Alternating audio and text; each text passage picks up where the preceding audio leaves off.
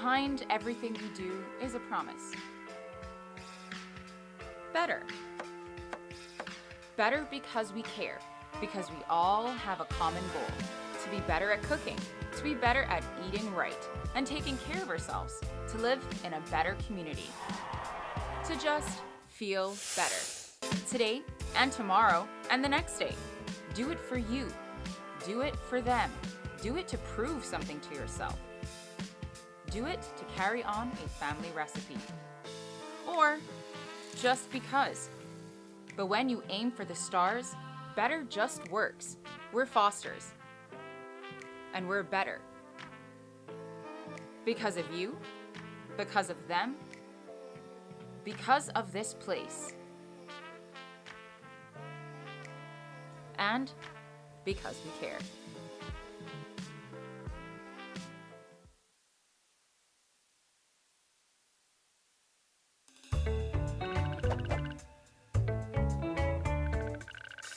You hear people talk about the economy all the time. But what is the economy exactly? The economy is the flow of money between the people, the companies, and the government in the Cayman Islands. Why is it important to understand the economy? Well, just like the engine of a car, the better we understand the economy, the better we can make it run, and the more prosperous we can become as a community. The first important thing to understand about the economy is that the private sector is the main source of all wealth. Think about it. Most people work for companies in the private sector, both big companies and small businesses. But even if you work for the government, your salary comes from the fees and duties paid to the government by private sector companies and their employees. That's why we call the private sector the prosperity engine that powers our economy and drives the country forward. When business is booming, companies have more money to spend on salaries, bonuses, and promotions. Employees with more money buy more products and services from other businesses. All those people and businesses spending money generates revenue for the government, which pays for important services like education, roads, emergency services, and care for the elderly. So when the private sector is doing well, everyone does well. But when the private sector isn't doing well, like during a recession, the money dries up and everyone suffers. So when you hear people ask, how do we make our country more prosperous? The answer is pretty simple. Grow the economy. After all, you can't get more money from a system that isn't making more money. That's not economics. That's just common sense. In this video series, we're going to take a closer look at our economy to see how we can fuel our prosperity engine and how to make sure everyone benefits. For now, thanks for watching, and remember to share this video with your family and friends so they can learn more about our economic prosperity engine.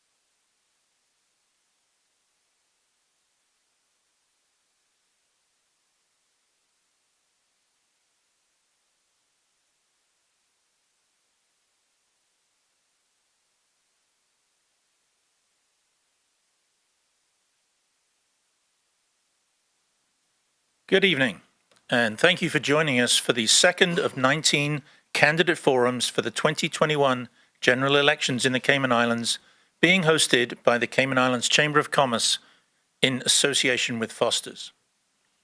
My name is Mike Gibbs, and I have the honor of being the current president of the Chamber of Commerce. I will also be one of the panelists asking the questions this evening, along with Shamari Scott, president-elect of the Chamber. I'd like to begin my comments by welcoming each of the Northside candidates, Deborah Broderick, Justin Ebanks, Jay Ebanks, and Ezra Miller, and thanking them for accepting the Chamber's invitation to participate in this forum. Your willingness to appear on the same platform demonstrates to voters that you take the democratic process seriously and are ready to respond to a series of questions on the top issues that is identified by a recent Chamber survey.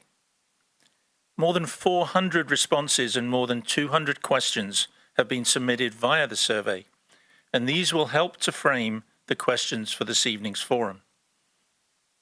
There is certainly not enough time to ask all the questions, but we will do our best to cover the topics that have been identified as the most important to the Cayman Islands and to the Northside constituency. When the Chamber was established in 1965, the goal was to create an organization that supports, promotes, and protects the interests and welfare of its members and the wider community. Being nonpartisan, we have hosted forums every election year since the 1988 election. For 9 elections, we have provided members of the community with an opportunity to hear from their candidates and educate themselves before Election Day. These forums have taken weeks of planning and preparation, with all the credit going to the hard-working Chamber staff, and would not have been possible without the financial support of our sponsors, Foster's, Affinity, Bodden's Legal and Corporate, and DART, so a big thank you to them. I would also like to extend a wholehearted thanks to our media partners, Cayman Mile Road, Cayman Life TV, Government Information Services, and ICCI FM for agreeing to broadcast tonight's forum. It is the first time that we have live streamed the forums on the internet, and we hope that this new format will enable even more people to watch them in the comfort of your home. It is now time to begin this evening's forum, and I will therefore turn the proceedings over to Will Pinot, CEO of the Chamber, who will serve as this evening's moderator. He will explain the rules of the forum and introduce the Northside candidates. Will. Good evening. Well, thank you, first off, for participating. The rules for tonight's forum. Each candidate will be asked a series of questions. You have 2 minutes to elaborate if you choose to do so. If you hear a ring of a bell, it means that your time has elapsed, and we'd ask you to conclude your response. Each candidate will be allowed to answer the question without interruption and is free to differ with an opinion or position of a fellow candidate during their allotted response time. Candidates should deal solely with the issues, and at the conclusion of the forum, each candidate will be allowed a 2.5-minute response or a closing statement. Seating positions of the candidates with us this evening is based on a random draw, and that'll determine the order of questioning. So I'd like to begin by introducing our candidates for this evening from Northside. We'll begin with Jay Ebanks. Jay Ebanks has years of experience in tourism and construction industries, where he has owned his own businesses for over 20 years. He has also invested in other companies like rental companies and affordable homes. In 2014, Jay was elected to the Northside District Council as a council officer before running in the 2017 general election. Mr. Ebanks has also been involved in the Pirates Week Committee in Northside. Welcome, Jay. Thank you. Justin Ebanks has held several senior positions in the Cayman Islands, including Director of Operations of Telecom Solutions and Sales Executive for Federal Express and Sales Executive for Federal Express. His community work has seen him serve on the Northside Hurricane Committee, New Business Committee, the Permanent Residency Board, and the Northside Primary School PTA. Welcome. Thank you. Deborah Broderick was Northside District Council Chairperson for approximately 1 year and assisted in district cleanups, Pirates Week float building, and District Heritage Day in 2018. She also assisted with renaming the Old Man Bay Playfield to the Ronald Forbes Playfield and the Bo Miller Beach project opening. She is presently attending the Truman Bodden Law School to obtain her LLB and is a member of the Student Society. Welcome, Debbie. Thank you. Mr. Ezra Miller is a former leader of the opposition of the Cayman Islands, having been elected by his peers in 2017. He relinquished the post in 2018. Mr. Miller previously served from 1988 to 1992 as the Cayman Islands Government Cabinet Minister with responsibility for health and social services. Mr. Miller made his debut in national politics in 1984, serving as an elected representative of the District of Northside until 1992, and again from 2009 to present. His tertiary education and tertiary educational institutions he's attended included the College of Arts and Science and Technology, CAST, now the University of Technology in Jamaica, from which he graduated as a pharmacist in 1973. He also attended the University of Minnesota, qualifying in 1977 as a hospital administrator. So right this time, we're going to take a short commercial break to have our sponsors promote their messages. We'd like to thank them for supporting this forum, and we'll be right back with the first questions right after this short commercial break. Behind everything we do is a promise. Better. Better because we care, because we all have a common goal, to be better at cooking, to be better at eating right and taking care of ourselves, to live in a better community, to just feel better. Today and tomorrow and the next day. Do it for you. Do it for them. Do it to prove something to yourself. Do it to carry on a family recipe. Or just because. But when you aim for the stars, better just works. We're Fosters. And we're better. Because of you, because of them, because of this place. And because we care.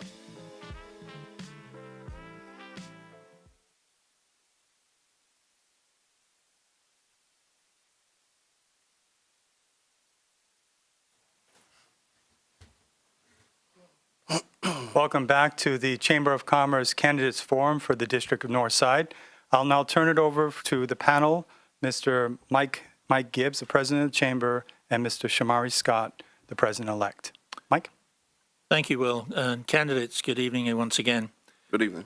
Our first question, which I will start with Mr. J.E. Banks, will take this first question, and we'll move along the podium, is in respect of why you are running for this election. And the question is, what qualifications, experience, or attributes do you possess that makes you the ideal choice to represent the people of Northside? So, Mr. J.E. Banks, if you could respond to that. Well, the reason that I'm running is because I think the people of Northside needs younger blood right now to get things done. Someone that's more active, more community involved with them, someone that's been there with them. I've had so many people that have came out to me and asked me to come out to be able to run this election again. I think I bring a lot of expertise from my qualifications being in tourism and running my own business. I think we need people that have been down on the ground before, that have known how to run their own business, to be able to step into this, because only them that actually knows those what they've done can help those that are out there. Thank you. Moving to Mr. Justin E. Banks, if you could respond to that as well. Thank you very much. After graduating high school, I've worked in the private industry at a professional level. So my whole adult life, I've had to prove myself to corporations. I've had to hone my skills to be able to progress myself, to be able to be successful in the business world. I grew tired of watching the disparity that grew in the community and the country. I got tired of the excuses, the rhetoric, the pandering that comes with politics. And I thought to myself that if you want to see change, you have to be a part of the change that you want. So I took my skills from what I learned in the private sector and the business sector, and I said, if I can adapt this and be able to integrate with people in the community and identify their problems, I might be a good candidate. I tried this approach in 2017. I was a young candidate. I came out. I started the foundation for being a leader for Northside. Over the last 4 years, I've had to grow myself. I had to mature more. I had to study more. And I had to identify where we went wrong. I had to find solutions. And I thought to myself that this will not be a job that one person can do. It has to be done with everybody involved. The whole district, the country has to be involved. They have to care. And if we can work together, we can make things happen. But it all starts with having the experience, the working knowledge of what needs to get done, and then incorporating the people's voice. This is why I used a quote from Woodrow Wilson, and it said, "The ear of the leader must ring with the voice of the people." And I think that is very important. This country has to get back to the grassroots, that the people is what this is all about. The people matter, and the people have to take part in this country. I'm a person. I'm a father. I'm a son. I'm a brother. I'm also a member of Northside, and the best way for me to help Northside is to get everybody involved and make sure that I can have solutions that I can roll out for them. And in 2017, I started. 2021, I plan to finish that project. Thank you. Thank you. Ms. Broderick, if you could. Thank you. Well, let me tell you all about myself. I started out working as a flight attendant for Cayman Airways after leaving high school at 17 years of age. And during that tenure of 17 years with Cayman Airways, I became a people's person. I was a go-getter. I have a lot of customer service experience. After working with Cayman Airways, I went into the accounting firm sector and worked there for a while. And then I ended up at the legislature. And I was there for 17 years, almost 18 years. After working at the parliament, I think the politics rubbed off on me. But anyway, during that tenure, I went back to university, to UCCI, and I studied social studies there. I went to the Civil Service College, studied public administration there. I did a one-year legal certification at UCCI, which kickstarted my law school. And now I'm in law school. I'm going into my second year, on to my third year next year to get my LLB. After working at the Parliament and being a clerk, sitting into the Parliament and listening to what goes on in there and actually seeing how people react. And living in a working environment where there are biasness, disparities, I decided it was time for me to retire from there. And it was time for me to give back something to my people that I have gained. After going to so many conferences and seminars abroad, Canada, London, House of Commons, Trinidad, I learned a lot.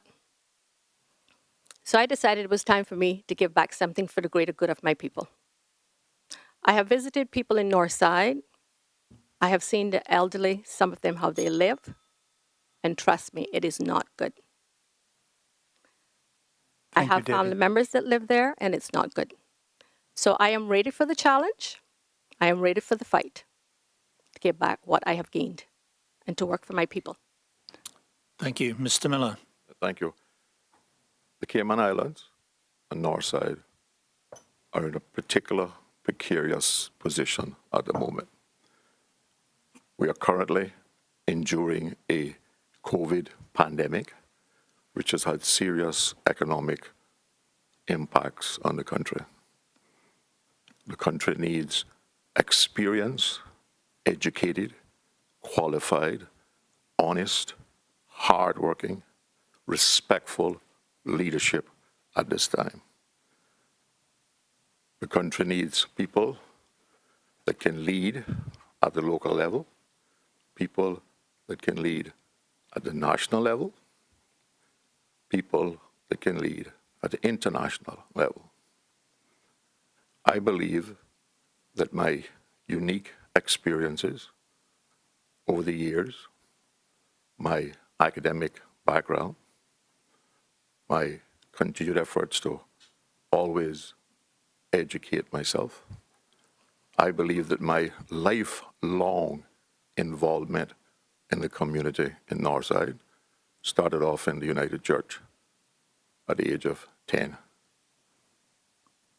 Bodes good and gives me the capacity to deal with the issues that face this country and to come up with solutions that are practical, affordable, implementable, and that can serve the people of this country well. I have a track record of accomplishments, both at the local level and at the national level and at the international level, that I am proud of and that the country can be proud of. I am a respected politician locally, nationally, and internationally. And I believe that I am the right person to lead Northside and the Cayman Islands into the future. Thank you. Thank you. Next question over to you, Shamari. Okay, so our second question has to do with local Northside issues, and I'll start with Mr. Justin Ebanks. What top social and economy issues in Northside would you seek to address during your fourth-year term, if elected? Thank you, Shamari. Northside social issues stem from different aspects of the disparity that's happened in this country. Lack of education for some people have caused them to come withdrawn from being active in the community. You have people that are working and they're not producing enough income to take care of themselves. We have a situation in Northside where a lot of the younger generation now have to step up and take care of their elderly. When you have to accommodate the elderly and your kids and yourself under one paycheck, it causes a big disparity in the household. It takes away your ability to help yourself and grow yourself. So working on a senior citizen facility to help separate some of these needs in under one household is one aspect of freeing up the families in Northside. The second aspect of Northside is that we have issues with we're landlocked. A lot of people have wealth in land but can't access this land. So again, it holds away the people's ability to use their own equity to build themselves up. And this again takes away from home ownership, which is a deterrent. But I think if we can get Northside craft market established, it'll be a small bit of wealth for the community. It'll be a focal point to sell goods, crafts, and when tourism comes back, it'll be a focal point for the district. We have to grow slowly because remember, the district has had very little development for a long time, and we don't want to just overdevelop and don't capture jobs for the locals in the district. So part of training and education on entrepreneurship will help some of these problems. Creating more attractions and more district events for people to be a part of.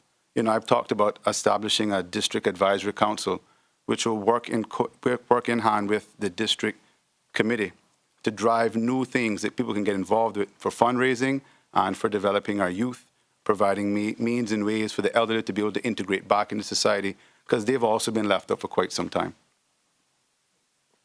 Thank you. Ms. Broderick? I'm going to start with the elderly. We must remember that the elderly never did have pensions. That was not mandatory in their days. Now some of them are collecting what you would call an indigent stipend from NAU.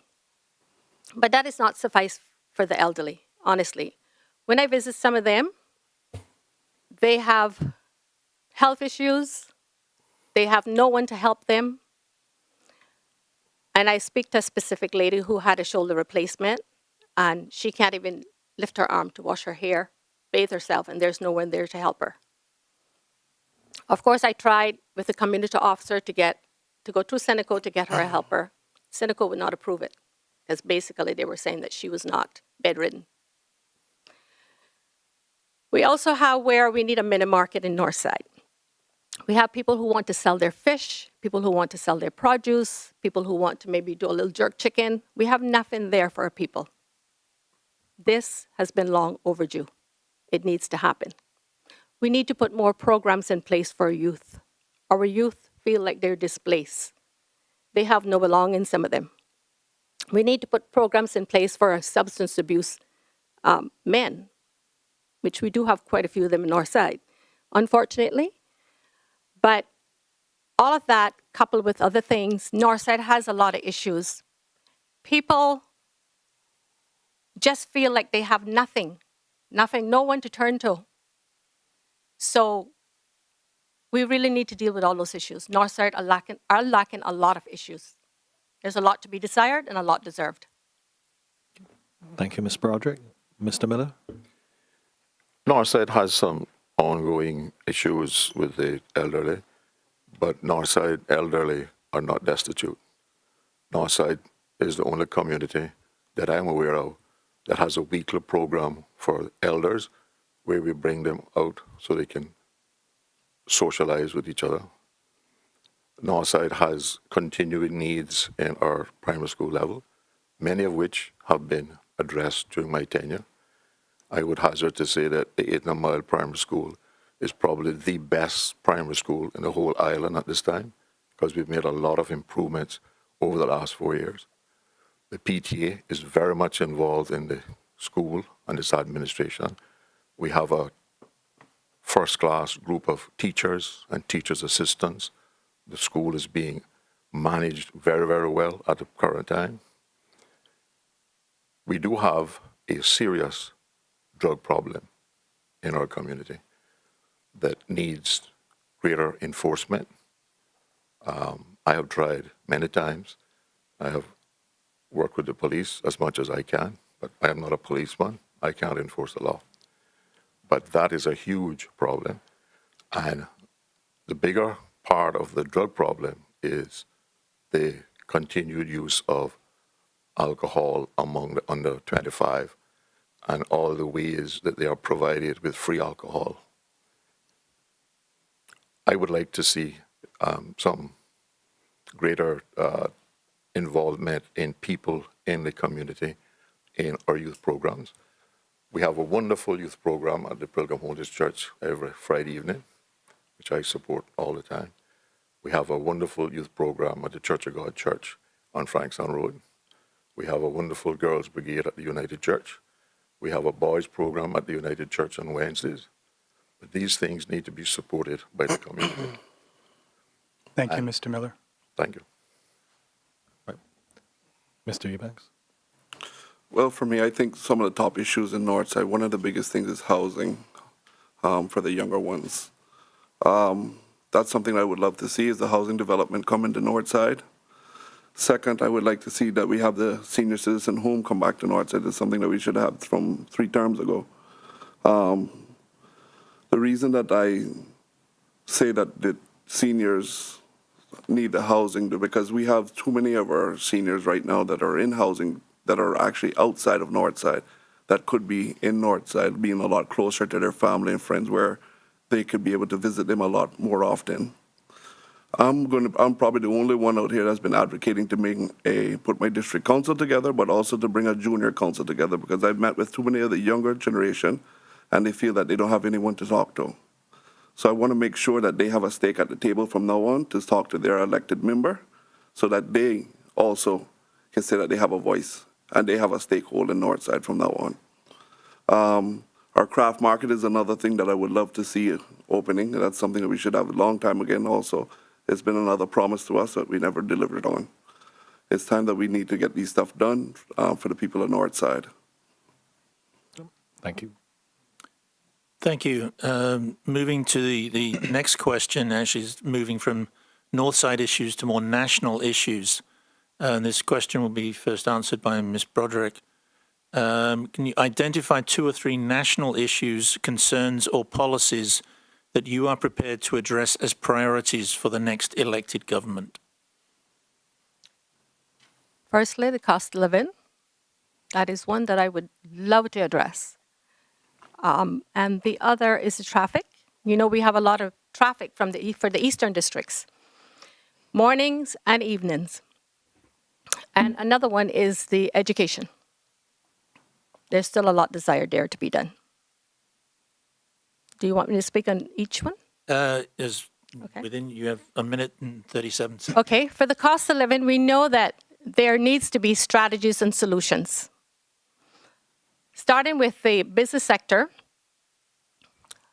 we need to keep the economy competitive, because if we can provide a good environment for companies to create jobs with stimulus income growth, this will outpace inflation. We need to also manage the cost of businesses.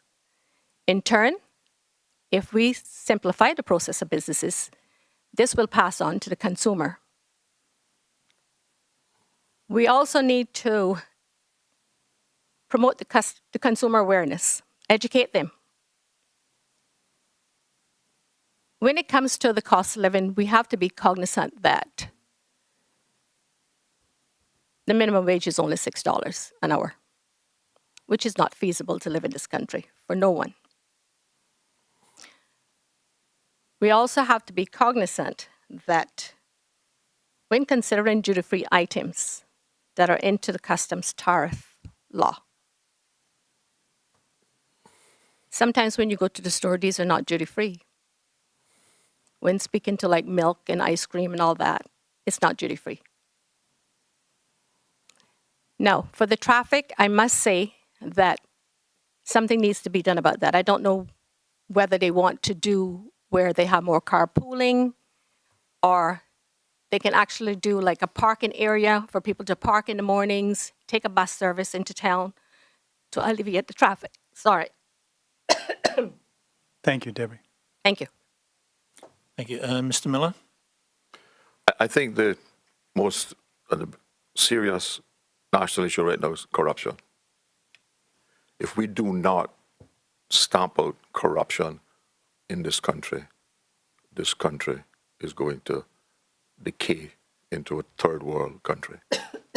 We need to get back to where people are promoted on merit. We need to get back to where people get jobs on merit and not on corruption because you know somebody. We need to get back to where people get benefits from government on the basis of their need and not on the fact that they know somebody. The fact that the Minister of Health has to sign off on some Caymanian to be certified indigent for health care is ridiculous and ludicrous. Another big issue that we need, which goes part of corruption, is jobs. We have to get the jobs that are already here. We don't need to create any more jobs. We have 25,000 more jobs now than we have Caymanians to fill. We need to find a way through merit to promote Caymanians and make space for Caymanians at the bottom of the organization so they can progress. We need to resuscitate Mr. Entrepreneur. When I came back from college, I had a job. I was on a government scholarship. I was bound for 6 years. When I wanted to leave government after I did my 6 years, I became an entrepreneur. Right? It's almost impossible to become an entrepreneur in Cayman now. We have to find ways to create ownership because ownership gives Caymanians that opportunity to grow wealth. Another big issue is access to health care and sorting out the health insurance morass that exists out there. Thank you. Mr. J. Ebanks? Well, one of the top things I think is education right now that we need to look into. And the problem with education right now is that we have 50 candidates running. If you ask all 50 candidates, each one has their own opinion on what education should be like. I think we need to come out and take that out of the minister's hand for education. And I think we need to appoint somebody directly to be more suitable for that. Similar like how we had Mr. Roy in charge of the college. Because every 4 years we go in, somebody tries to roll over the ball in education, right? That's my opinion on it. The next one I think is cost of living. Cost of living is something that we really need to look into. We need to be able to make sure we have a consumer protection board in this country to be able to protect the Caymanians here. So that we, again, when we're talking about, when Ms. Deborah was talking about price of milk and stuff are up too high and they're not getting passed down, that's what the Consumer Protection Board would be for. When we talk about health care, is the other one. I think that we need to look into going into a universal health care service, something a little bit different from what we have now. Reason for is because we need to bring better healthcare service here for our people.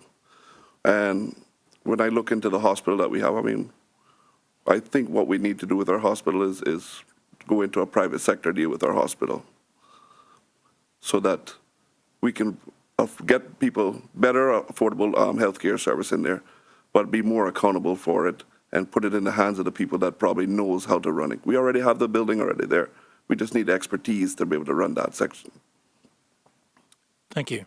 Mr. Justin Ebanks. Education is the main point to what everyone has said tonight. You do not have jobs or entrepreneurship or anything else without education. Education is not something you pass on to someone else to solve. Education is not one single aspect of the whole industry of teaching. Education is something we have to define for ourselves, what's suitable for our country. We have young people who are not passing subjects that are forced on to the next grade, and they're not grasping the foundation of knowledge before they pass on to secondary school. We have to identify where kids are struggling. Through education, we can identify kids who have home issues, who have mental issues. Education is not one aspect of teaching. Education is a standard. We have to implement standards in our education system. We separated private schools and public schools in the 80s, late 70s. We took some of the good out of the schools. We have private schools kids competing with public school kids. They're all competing with work permits. The better equipped our young people are, the more they can take on the challenges of today's world. We have to look at education for those who have been incarcerated. We have people who have been locked up and have not had a chance to be able to ingratiate back into society because we have not taught them anything. What we can introduce is some more curriculum in the prison system to help reduce sentences but rehabilitate people properly. Our elderly need to be educated. A lot of them have been stuck without any use of technology, and COVID-19 proved that when they were stuck at home, having to adapt very quickly without knowing how to access technology. The cost of living in Cayman will be affected through education. Second of all, if we have a cost of living in this country that is established to be too high, the country has to have open dialogue between the private sector and the public sector to find ways to alleviate some of the costs. Some of these things could be like direct buying from other countries rather than the United States, which has a higher cost of purchase. Lastly, development. This country has grown too fast, too quickly, and we don't have the infrastructure to support development. Development cannot move east unless we have new land laws to open up the interior of this island to allow development to start to pass into the eastern districts to spread out some of the diversifications of business when they're all just congested in Georgetown. Thank you. Okay. Mr. Miller, I'll start this round of questions with yourself. This one has to do with aspirations, as well as how your skill set can best serve the country. Which ministry or position in the new government would best suit your skills and why? Well, the ministry that would best suit my skills is healthcare. I'm professionally qualified in healthcare. I believe that I did more in the 4 years when I was Minister of Health to move healthcare forward, in spite of people like Will in the Chamber of Commerce. And I have never taken on jobs of which I don't have a knowledge base and a skill set to perform. I think it's dangerous for the country, for people who, because people seem to believe that being a politician is an easy job, you know. I can tell you, after a few years in it, it is not an easy job. And I can also tell you that if you go into a ministry and you don't have some experience, some qualifications in that ministry, you won't even understand the lingo in which the professionals talk to you in. You won't be able to represent the country internationally at any high standard or with any kind of respect. So I believe if I was given the opportunity to be a minister, I would want to be the Minister of Health and matters relating to healthcare. I do have some qualifications in social services, and I did look after social services when I was there the last time. I do believe I have a management and administrative degree, which lends itself to performing in any ministry. But I believe it is always best to have a grounding of some academic preparation in the specialization and skill sets that are in that ministry. Thank you, Mr. Miller. Mr. Ebanks? For me, I would say it would be housing, planning, infrastructure, and agriculture. Reason those apartments I chose because that's all in my background. When it comes to housing, I have the 20 years experience into it. Planning, I know what a lot of the problems are in there. I deal with them pretty much on a daily basis. Infrastructure, that's just another part of it. Agriculture is something that I've always been in part of, so I know what the problems are in agriculture because I work along with them greatly. Mr. Eubanks? The other Mr. Eubanks. Education. I think that working on education in this country is going to be the way to steer us forward. Education is going to have to be revisited many times over because education will never be sufficient in its current form because the world is always progressing and changing. When we were younger, we were taught that tourism, financial industries would be the way to go. Everyone wanted to be an accountant. I studied accounting, I worked in accounting, but those markets are dwindling. And tourism, unfortunately, is something that has become a bit of a stagnant market for us because of the high cost in Cayman. But I want to start pushing our young people to adapt to STEM system and to new ways of learning to capture what's coming ahead. Technology and healthcare is going to be the new emerging markets in this country. And I'm passionate about getting our young people upskilled, trained, and qualified to compete nationally. I spoke a little bit about the incarceration systems that we have here. People pass through the system, they made bad decisions, and we didn't capture them in time to try to correct them and try to help them to make better decisions. When we don't capture people and educate people, they become the government's problem. We have young people who can't get jobs, they end up on NAU. We have people who make bad decisions, they go into the correctional system, they become government's problem. We have elderly who weren't taught how to properly budget and save, and they're not able to produce for themselves, they become dependent on government. Through education, I want to wean people off the need for having politicians involved in everything. This will help alleviate some of the corruption. This will help alleviate some of the problems we have with dragging our feet and pandering to people. Education is not just one facet of young people or old people. It's a transition through life. And I think what we haven't had enough of is open dialogue with the parents, the kids, and those who give back to this country, which is the private sector and investors. Open dialogue with these people so we can have succession plans for younger people to be able to produce up. Government has to have a succession plan so people can see where they have to progress, what they have to do to maintain the job above them. This all ties into education. And if we can get this right, we can also do it in politics as well, so people can pass on a political baton to the next generation to be able to steer things forward. Thank you, Mr. Eubanks. Ms. Broderick? Well, it would have to be the Ministry of Community Affairs because I've done studies in social studies and I like working with people. I am a people's person. And I would love to assist the elderly to get the care that they need and also the young persons to get employment. I would set up a committee to assist with all of that. So social studies is where I'm at. Like I said, I love working with people. And after working with Cayman Airways for 17 years, I learned to love people. So community affairs would definitely be where I would like to be. Perfect. Thank you. Well, thank you very much. We've gone through 4 questions. We're going to take a commercial break and have our sponsors promote themselves. And they helped us out quite a bit, including Foster's. So please stay tuned. We'll be right back when we ask the number 5 and further questions of the candidates from Northside. Thank you for watching.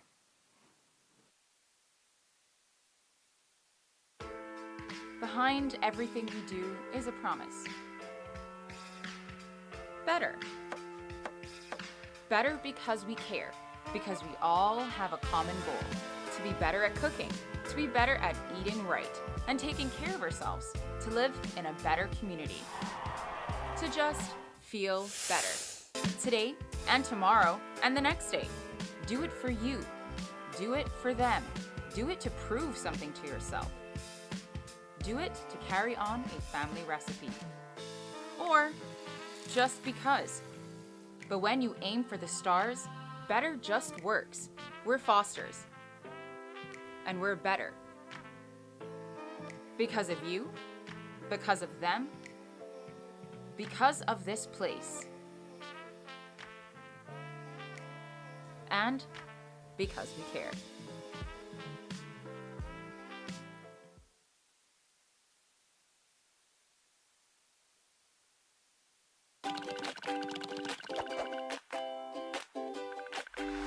Here in the Cayman Islands, the private sector is the prosperity engine that drives the country forward. Just like a real engine. The better we understand how it works, the better we can make it run, and the better off we'll be.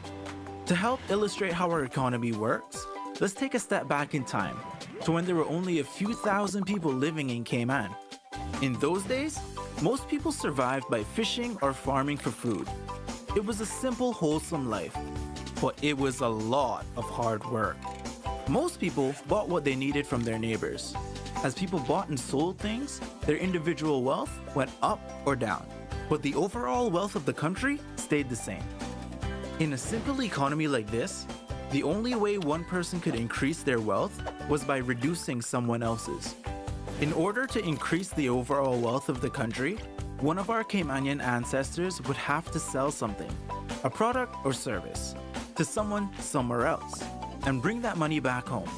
In other words, we would have to export something.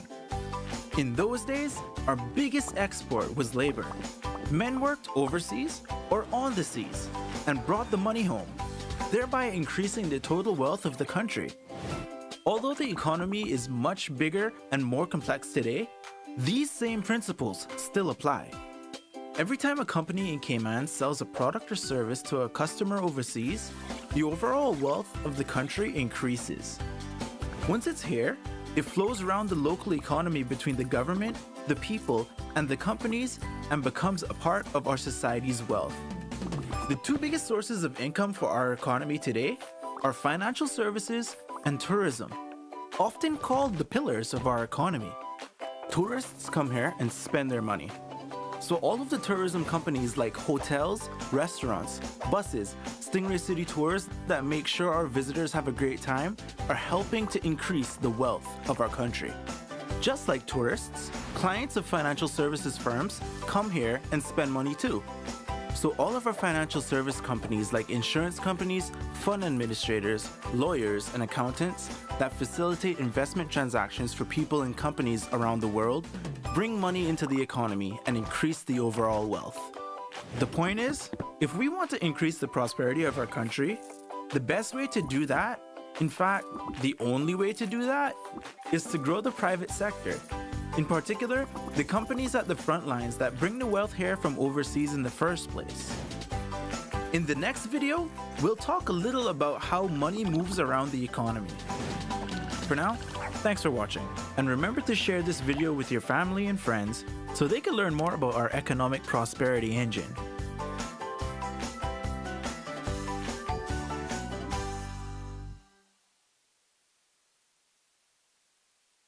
To the Chamber of Commerce Candidates Forums for the District of Northside. We'll move on to the fifth question, which deals with the cost of living. Thank you. This question will be first addressed to Mr. J. Ebanks, and it's already been touched on briefly already by a number of you, but what strategies would you propose to improve the quality of life and living conditions for the people of Northside as regards cost of living? Well, as we spoke about earlier, I think of cost of living again. I think we need to go back to where we said our Consumer Protection Board is one, not only just for the people of Northside, but for the people on whole of the Cayman Islands, right? One of the other things is too that I think that we need to look into is how we can make solar more affordable for Caymanians so that they can have a better cost of living when it comes to electricity and stuff in here. And that's something that I think the government needs to be able to get into, to be able to look into how we can deal with that in a way.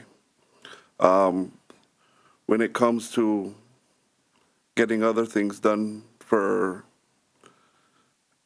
going into groceries, those that actually want to go into buying lumber, stuff like that, maybe we need to have to put some kind of tariffs in place or something at some point in time on certain products.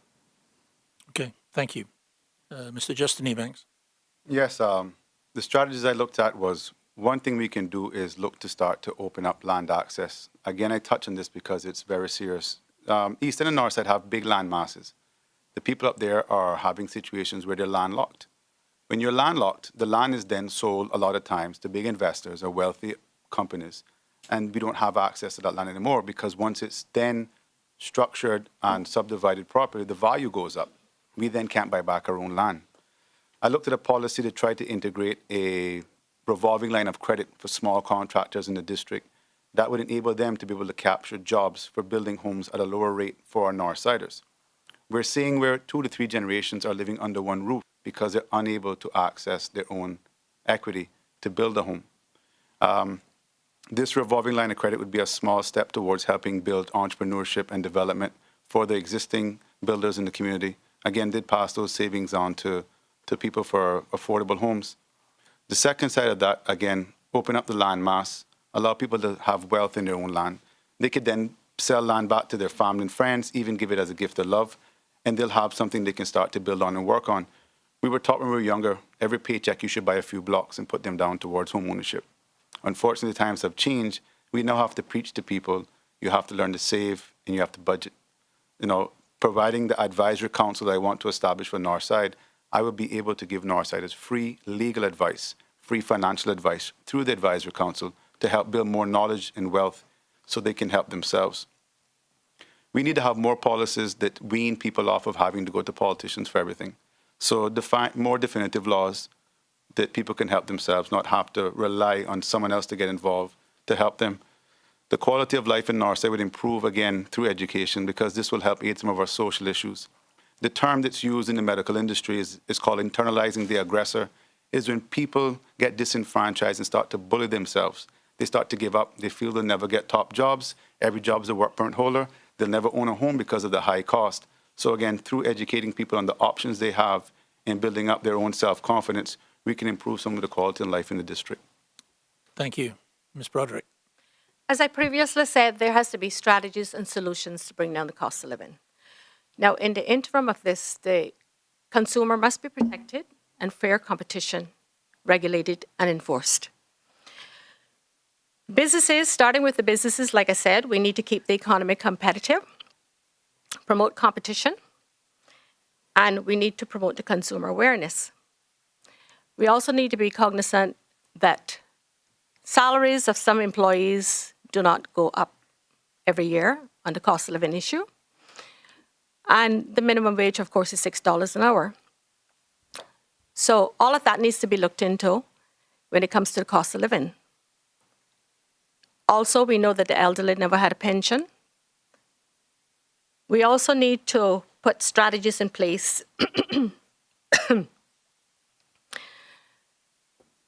to, like I said, educate our people on the cost of living. Thank you. Thank you. Mr. Miller? Yes, thank you. Saying that one wants to reduce the cost of living sounds good politically. Hard, cold truth, there's not much any new government can do in the Cayman Islands to reduce the cost of living directly. We have already removed government duties and fees from most of the products. Those that we haven't removed it from, we reduced it on. For example, on building material, we reduced it from 22% to 15%. The cost of building material still went up. As early as 1985, when we removed the duty from water, every supermarket in town put up the price of water the next week. So it's easy to say I will reduce the cost of living, but I don't support any kind of government price control, except in the cases of those which we already control, which is the utilities, i.e.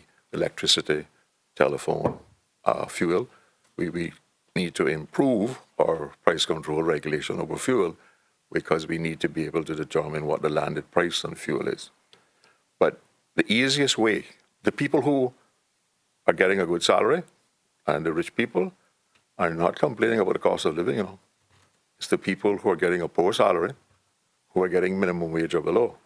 The easiest way that any new government can address the cost of living is to double the minimum wage and to ensure that the private sector is encouraged and incentivized to give annual salary increases based on the consumer price index, as the government struggles to do. I have friends who've been working in the private sector, and haven't had an increase in salary for 10 years. We can't do much about reducing the cost as it relates to the cost of living, but we should be able to do much to improve the income side, which will make the cost more affordable. Thank you. I have question number 6. This one has to do with tourism and reopening borders, and I'll start with you, Mr. Justin Ebanks. What would be your approach and timeline for the reopening of our borders to tourism? And what is your opinion on continuing to support the workers and businesses that have been impacted by our border closures? Thank you, Shamari. We have science and technology already at work, trying to reduce the COVID footprint. We have vaccines going out. We have protocols in place to reduce the spread of this virus. We have to be realistic. This virus is going to be around forever. Just like many other viruses from the past, what we have to do is set up a plan, and it's going to be a phase system. What we identify is that certain countries that have this thing under control and have proper protocols will be able to open up to those countries faster. Countries that are struggling to have it taken at task will have to alleviate some of those countries at a later date. What we don't want to do is open the economy and cause an influx of this virus to spread back and affect those who haven't yet been prepared for it. The government can outline what avenues we want to open back first. We've seen that stay-over tourism helps a certain part of the economy. And during the flux and the flow of tourism, it does great, and it slowly weans off during certain seasons. So we can look at when we want to have that flux come back in to capture the best audience. The second side of that was obviously the cruise tourism, which we're not going to see for a while. So there's no need right now to just try to get cruise ships back in port. It's going to take that industry a while to build back. But along the way, we had to identify, that I said this from 2017, we had to identify the ways to move away from tourism as a main staple. Supporting our current struggling businesses who are catered to tourism is very important. If they don't survive now, then they won't be able to grasp and catch up when tourism does come back online. I think government needs to continue to find ways to structure and provide for these businesses so they don't tank, because our economy is our economy. We can't rely on anybody else to step in and do it. We have avenues here that we can steer tourism once we have identified solutions for timelines for quarantining, and again, the solutions with the vaccines being rolled out. But at this time, once we set things in place, they can be amended and changed. So putting together a timeline and a phase on what we want to reopen will be key to success, because we do have to have a small reopening for this country to be able to be sustainable. Thank you, Mr. Ebanks. Ms. Broderick? We know that tourism is imperative for us. It is one of our main sectors in the economy for our people to make a living. However, the travel and tourism industry and government should continue to reinforce their coordination mechanisms to accompany the business, notably the smallest ones, and the workers. Government also needs to consider the long-term implications of the crisis while staying ahead of the digital curve and promote the structural transformation needed to build a stronger, more sustainable and resilient economy. We need to ensure safety measures remain in place as we gradually open, continue to prompt transparent, consistent communication. I think right now the government is doing a pretty good job of keeping us safe and not reopening the tourism industry. So I would agree that we should stay that way for now until this COVID crisis gets much better worldwide. Thank you, Ms. Broderick. Mr. Miller? Thank you. I don't support the reopening of the Cayman Islands to tourists except under two conditions. We have 70% of our local population, that is Cayman and residents, have received both doses of the Pfizer vaccine. And then at that time, I would only like to see tourists allowed who have also received both doses of the Pfizer vaccine or the single dose of the Johnson & Johnson vaccine. And I think the tourists should also have to have a negative test 24 hours before arriving on the island. We have been very, very lucky in this country in that through the government following largely Public Health UK, we have basically kept the virus off our shores. If we have 70% of our population inoculated and the only tourists that are being allowed are those who are also vaccinated, I think that's a fairly secure position, because if we only have 30% of our population that could, amongst whom the virus could spread, if we do get an infection through tourists, we should be able to handle it through our medical resources on the island. Anything more than that, we could have serious problems of availability of medical resources. I think the same should apply to Caymanians. I think one of the things that the government needs to do right now is to announce that any Caymanian who has both doses of the vaccine can travel, and on their return, if they test negative, they do not have to quarantine. Because we're getting now, in order to get to that 70%, we have to find ways now to incentivize our young people in particular, and our middle age, and some of the older people who have religious reasons why they don't want to take this vaccine, to come out and get the vaccine. And I think if they know, if they have both doses of the vaccine, they get a negative test, they don't have to be quarantined, I think we will get where we need to get. Thank you, Mr. Miller. Mr. J. Banks. I have to agree with Mr. Miller a little bit on that. I think that we need to get to the stage where we get our population at least 75% vaccinated. And then we need to look into how we can open up our borders. I think we need to start with at least 10 to 15% of our hotels with occupancy, allowing them to start with that direction. But we need to be able to allow those that are coming here have to be able to be vaccinated and should have to take a COVID test 72 hours before they arrive. Thank you. Our next question is in reference to a strategy from several years ago, the Go East strategy, which was to encourage economic activity in the eastern districts, including Northside. Would you support moving some government services and offices to the eastern districts? And if yes, what services might those be? And this question, I'll start with Ms. Broderick. Absolutely, I would support some of those offices being moved to Northside. Right now, we have the licensing and breakers, which is pretty convenient. Of course, if we had it in Northside, it would be more convenient, but I don't think that's going to happen. We also have other offices that we could accommodate. We have the general registry. That would be great to have in Northside, because everything that we have to do at general register, we have to go to town. And I'm trying to think what other offices we could accommodate. We don't want to overcrowd Northside with all of these offices. We want Northside to remain unique. However, there are other offices that we could put there that would accommodate all of us. So yes, I would support other offices being in Northside. Okay. Other government offices. Thank you. Mr. Miller.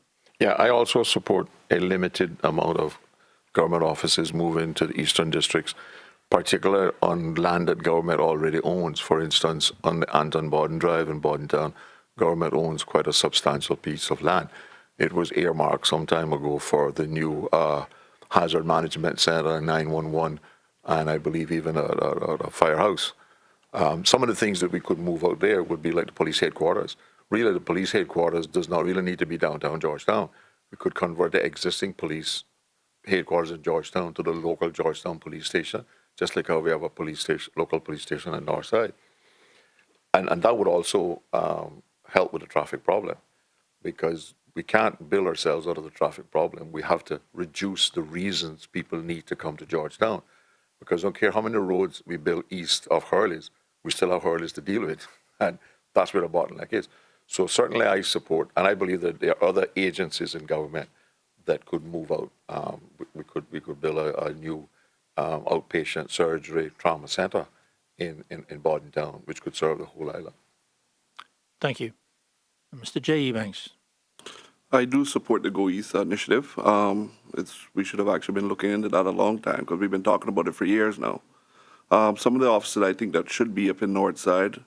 I think the tourism department needs to have an office in there. We have the Cayman, which probably is one of the biggest tourist areas next to 7 Mile Beach for the island. The NAU service, needs to be able to have one. That's one thing I have in my manifesto, because I make sure that our NAU service has to be in Northside. Our Northside people cannot no longer go and stand up in lines to see people and don't get any help. We have to have somebody that's there for them. So that is a service I think that needs to be there. I think the Department of Environment needs to have an office up that way also. Thank you. Mr. Justin Ebanks. Yes, this country is too small to think small. This question was government services and offices. I think that every government service, through integration of the network, should be available to every district. Why do we limit ourselves to brick and mortar when we have technology? DCI, planning, every government entity should be linked together in a network. Proposal I have for Northside, through the Advisory Council, would be to establish that they could come through the district office and be able to access every government service. Police records, birth certificates, anything you need should be accessible through the network. Offices could be set up and have satellite offices in every district. Let's not just pick on Northside. Let's not just leave East End out. Every district should have a satellite office that has the adequate paperwork, the adequate staffing, and access to the services. That is the most important part. If we do this, we alleviate traffic. Again, my big mantra is education. Let's teach people how to use technology. Let's move away from paper. We're getting a bit too stuck in our old ways, and we're not moving forward. Services, click of a button. The rest of the world is moving on with this. Why are we still getting in line at DCI, then have to walk out of DCI over the planning to get the same approval done? Everything should be networked through a proper government system. Services should be for everyone, and it should not just be stuck in one district or in one aspect. Satellite offices, services through the district office would be the key to moving us forward. Thank you. Now we come to question 8, and I'll start with Mr. Ezra Miller. And everybody mentioned education, so you should know there would be an education question on here. Yeah. So, Mr. Miller, you have the pleasure to start. What do you see as being the biggest hindrance to the education system in the Cayman Islands, and how specifically would you propose to address it? I think one of the first things that we need to do as a country is to stop downgrading and bashing the public education system. I am a product of public education. The public education system is not as bad as we pretend it to be. I will be the first to agree that it always needs improvement, all systems. But we always want to compare the private sector run education and the private sector schools with public schools. And we always seem to believe that the public schools are, for some reason, always worse than the private schools. Well, I got to tell you that the private schools have their problems too, and they are selective on entrance. They can determine who comes through the door. In the public education system, we have to cater to everybody. So it's much more complex and complicated. But we have come a long way in public education.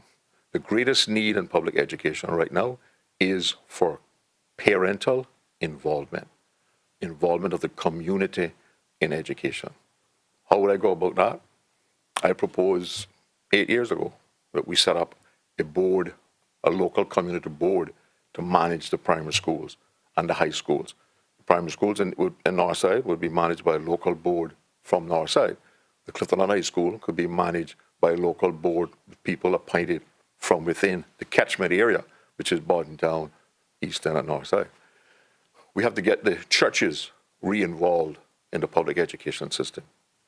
There was a time when churches laid education in Cayman. The foundation of education was laid by the churches. For some reason, we use this Christian banner when it suits us, but we need to encourage greater involvement in the schools. We need to have the parents be more involved in the PTAs, more involved with the whole education system. As a member of the PTA of the 8 Mile School for the last 8 years, and now a member of the Clifton High School, it is heartbreaking, it is disturbing to go to a PTA meeting and see that there's no involvement by the parents in the education system. That's the problem. Thank you, Mr. Miller. Mr. J. Ebanks? As I spoke about earlier, we have all different opinions on education because it's such a wide topic. I think everybody has that opinion because they want to see better for it, right? Again, I just think that that's something that we just need to be able to take out from the underneath the minister, because the minister should only be able to provide them for the resources that they need and the financing that they need. Put it into the hand of somebody that can run it properly, structure it properly, and that can be more accountable for it. That way we don't have to worry about somebody else coming in the next 4 years and trying to change the system. We also need to look into bringing our trade school. I read someone's manifesto that was from 25 years ago, promising that they were going to bring a trade school to this country. And we're still here. We haven't got much further from it now. STEM education is another one. I heard Justin talk about that. I agree with him on that. That's something that we really need to look into. But again, we all have our own opinions on that, right? And that is the problem with it. Thank you, Mr. Ebanks. Mr. Justin Ebanks. The hindrance of education system in Cayman Islands is the system. We have kids who are not passing math at 9th grade and pushed into 10th grade, then 11th grade, then 12th grade. They never got math at 9th grade. They cannot go out into the world and work unless they're educated. 2017, Mr. Miller and I bucked heads on the same issue. That year, the graduating class of John Gray, 12% passed math. That is unacceptable in a country with this much wealth and it's this small. We must identify that kids are not getting captured enough attention in the classroom. The system pushes them through. When children start to get dejected from learning, they start to act out. They start to get less interested in learning because they don't feel that they're good enough. And we're starting to teach our kids to just give up and settle for mediocrity. A trade school is only going to be good if we teach the right trades. Let's talk about plumbing. Let's talk about engineering, mechanical. What about x-ray technicians and physicians and therapists? These are also technical things that can be taught at technical levels in a technical school, but they must have the foundation to start. If you can't read and write and you can't add, then you cannot function. The world is not here to be fair, but the government has to accept it's not the parents' fault, it's not the kids' fault. The government is an external parent to this country. If our young people fall behind, we have to pay for it. It is on us. So introducing a new system is part of it. The curriculum is part of it. Being able to identify children's problems, part of it. But education just doesn't stop on one hand. We have to make sure that kids have the tertiary education and they finish themselves off. More private school children go on to finish themselves off at a higher level of learning than the public school do. This is because of the disparity of income in households. Most Caymanian parents cannot afford to send their kids off to get that secondary enhancing education. Government has to look at funding education here for kids until they're completely finished. You have kids that go overseas, they have access to every amenity they need to learn. You have Caymanian children who do not have internet. How can you be successful if you're not given the right tools? Government should have education free from kindergarten to college. Barbados has a high literacy rate. It's 93% because they give free education from kindergarten to college. This is how you empower your people. Thank you, Mr. Ebanks. Ms. Broderick. They always say education is the key to success. Well, we have an education system where I feel that the bar needs to be set higher in the public schools, because I know the private schools do have a high bar, high expectations of their kids. So we need to do the same in the public system.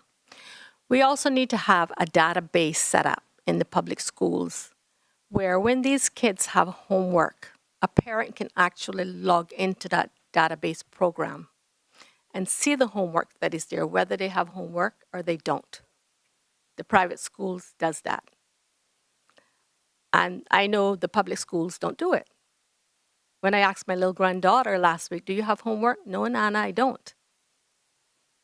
So for parents to know whether a child has homework or not, they need that database program. We also have parental involvement that is necessary. Parents have, it is a must, it is a dire need for parents to get involved with their kids. Help them read, help them with homework, go to the PTA meetings, be there for them, no matter what it takes. We also have to get the student councils more involved in district projects, whether it's a cleanup project, whether it is going to an elderly person's home and assisting them with something.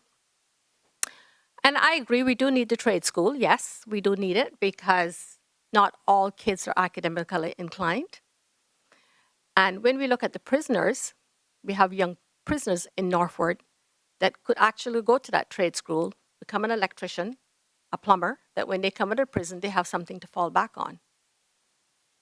And I mean, if people were to read the Yolanda Ford report, when that was done back in, I think it was 2009, where she interviewed kids about why they ended up in prison and how, it would break your heart. Thank you. Thank you. Thank you. Okay, moving on to the next question on the topic of the recently enacted Civil Partnerships Act. And I would like each of the candidates to give or outline their views on that particular act, the Civil Partnerships Act, starting with Mr. J. Banks. What I think of that doesn't matter as a representative. It's what matters to the people of Northside. They're the one that's going to elect that person to go out there. And if I'm there, it's what they want, what I will end up supporting. Not what I want. I'm their voice. Thank you. Mr. Justin Ebanks. Yes, to actually answer the question, you know, around the world, this has been a sensitive subject for many. But the most important thing to catch from this is the Civil Partnership Act. This was not to identify people of the same sex having the rights to be wed in Cayman. This is about giving rights to people who have made that decision abroad, and they come back here, and they're due certain rights. We cannot take away people's rights just because it is something that's not our belief here. Unfortunately, we have to separate our opinions and ourselves and recognize that these people have rights, and you have to cater to people's rights. We're not here to promote it. We're not here to take away from it. We're just here to accept that these people have made a decision, and once they return to this country, they do have certain rights that they have to have, and it's just a part of what the world is moving on to. Thank you. Ms. Broderick. Well, you know, our Constitution has a Bill of Rights, so everybody has human rights. And when it comes to the civil partnership persons, I must say that this has been around for a long time. We lived amongst them, but we never discriminated against them. We knew they were there, but we still loved them like everybody else. I flew with them as a flight attendant. And I mean, we were just all one big happy family. Nobody discriminated against them. So we just have to accept them and accept it for what it is. We don't know why they're that way. We just have to accept them as our own and love them the same. Thank you. Mr. Miller. Well, my position on civil partnerships is well documented. I was probably removed as the opposition for a position I took on civil unions. But this was the right thing to do at the right time for the Cayman Islands. And that is what is required of a leader. You to always try to make the right decision at the right time for the people that you represent. I supported it then. I support it now. Thank you. Well, thank you very much. We've gone through, I believe, 9 questions so far. So when we come back, we'll deal with a whole bunch of other issues, including environment, coalition, employment, and growth management, if we get to them. But right now, we're going to take a short commercial break. We'll be right back after these commercial messages. Behind everything we do is a promise. Better. Better because we care, because we all have a common goal, to be better at cooking, to be better at eating right, and taking care of ourselves, to live in a better community, to just feel better. Today and tomorrow and the next day. Do it for you. Do it for them. Do it to prove something to yourself. Do it to carry on a family recipe. Or just because. But when you aim for the stars, better just works. We're Fosters. And we're better. Because of you, because of them, because of this place. And because we care.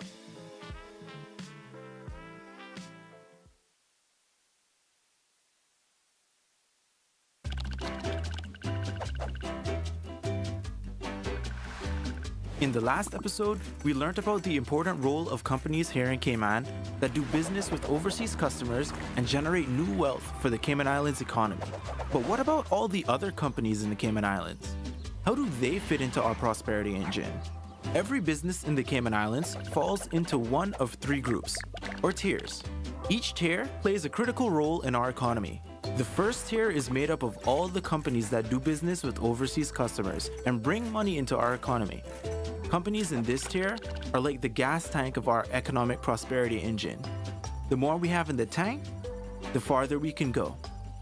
Although most well-known companies in this tier are in financial services like Butterfield Bank or tourism like the Ritz-Carlton, there are many other well-known Tier 1 companies doing business with overseas customers like Unit Registry, Health City, and all of the companies in Cayman Enterprise City.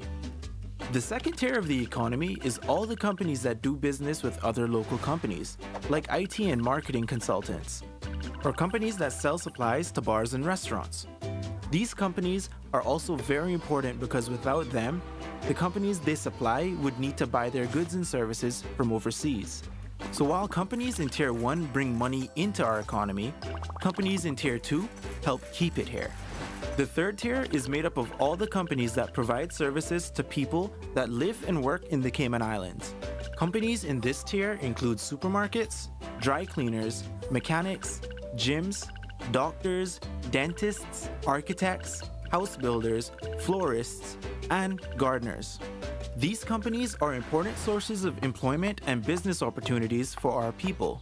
And they play a really important role because without them, Cayman wouldn't be a very nice place to live.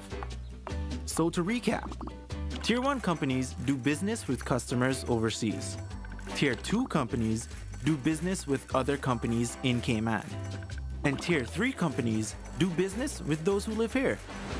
Every company and self-employed contractor in the Cayman Islands falls into one of these three tiers, and they all play an important role in making our nation prosperous, helping bring money into our country, improve our economy, and creating jobs. And without them, the Cayman Islands wouldn't be the great country that it is. Thanks for watching, and remember to share this on social media so we can all help fuel the economic prosperity engine.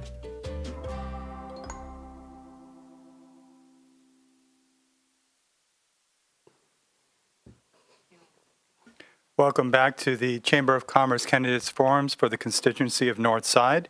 We'll now turn over to Mike for further questions or Samari. We'll deal with coalition. So, Justin, I'll start this question with yourself. Many candidates in this year's election have identified themselves as independent. If elected, would you be prepared to join a coalition group, party? If yes, which of the declared political groupings would you be willing to align yourself with? I got into this process knowing that I would have to work with other people in Parliament. This is part of the job. Negotiation, cooperation, key to success in Parliament. I'm an independent candidate in its truest form. I do it at one level. I have no committee. I have no campaign managers. I don't read speeches and scripts. I do this because I have it here and I have it here. Over the years, once elected, people forget that they were appointed by the people by a majority vote. I said to people in Northside, if I was elected, I would try to have a meeting with the people of Northside to outline the options that's going to be portrayed at that time. Currently, we have a lot of formations changing around. I'm not even sure who's working with who right now because the horse trading starts a bit too early for me to keep up. If elected, I will go back to the people of Northside, if I can, to have them identify what they see is the best option forward. If that is not possible, then I will work with the best format that will be put forward. Sorry, mouth is getting dry. We have to see who wins. This process is an election process. Every district will put someone they feel confident in working with. I will have to do the same. But again, I cannot make the decision now because everything is flipping around and I'm still not sure who is actually independent, who's working with who. So when the chips fall, I'll make a decision. But that decision will be based on who has the best to put forward for this country. Thank you, Mr. Eubanks. Ms. Broderick? As an independent candidate, I would be willing to work with a really good government. Depends on who it is. Of course, I would have to get that feedback from my constituencies because, you need to know what they want you to do. So I would be willing to work with a really good government. Like I said, depends on who it is. Of course, according to my manifesto, what I promised my people in Northside, they would have to adhere to that. I would work with them. Thank you, Ms. Broderick. Mr. Miller? I have always worked with the government. You can't get anything done if you work with the government, and my list of achievements in Northside is so massive, it would be impossible to have done that. Working with a government does not mean agreeing with everything a government wants to do or simply giving up your principles of your integrity and honesty. I am not going to join any government that does not have the kind of principles and the commitment to Caymanians that I believe we all should have. But of course, you have to work within whatever system is there, right? And I'm quite willing to do that, but we must not confuse working with and agreeing with. We have so polluted and corrupted the process of a coalition government anywhere in the Westminster system here in Cayman and what we did the last time. Because a coalition means you have two groups who have joined. They may have come together and agreed on certain principles, but they caucus separately and they still maintain their individual positions that they campaign for and their manifesto, except on the areas which they agree. We're all still waiting to see that secret agreement that was signed by the unity government and the last coalition.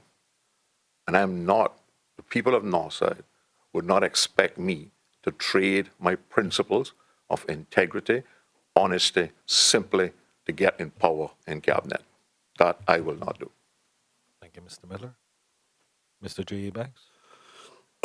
For me, I think the people of Northside is looking for someone that wants to work part of the next government.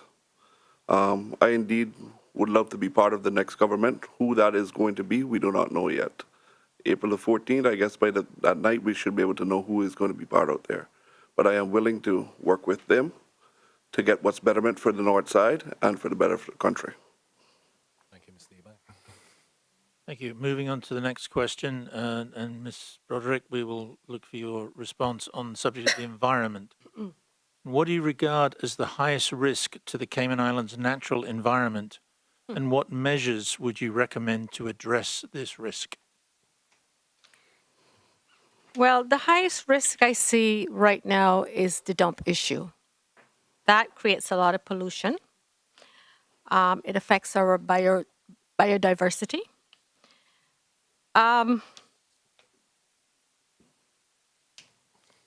The environment is supposed to be, the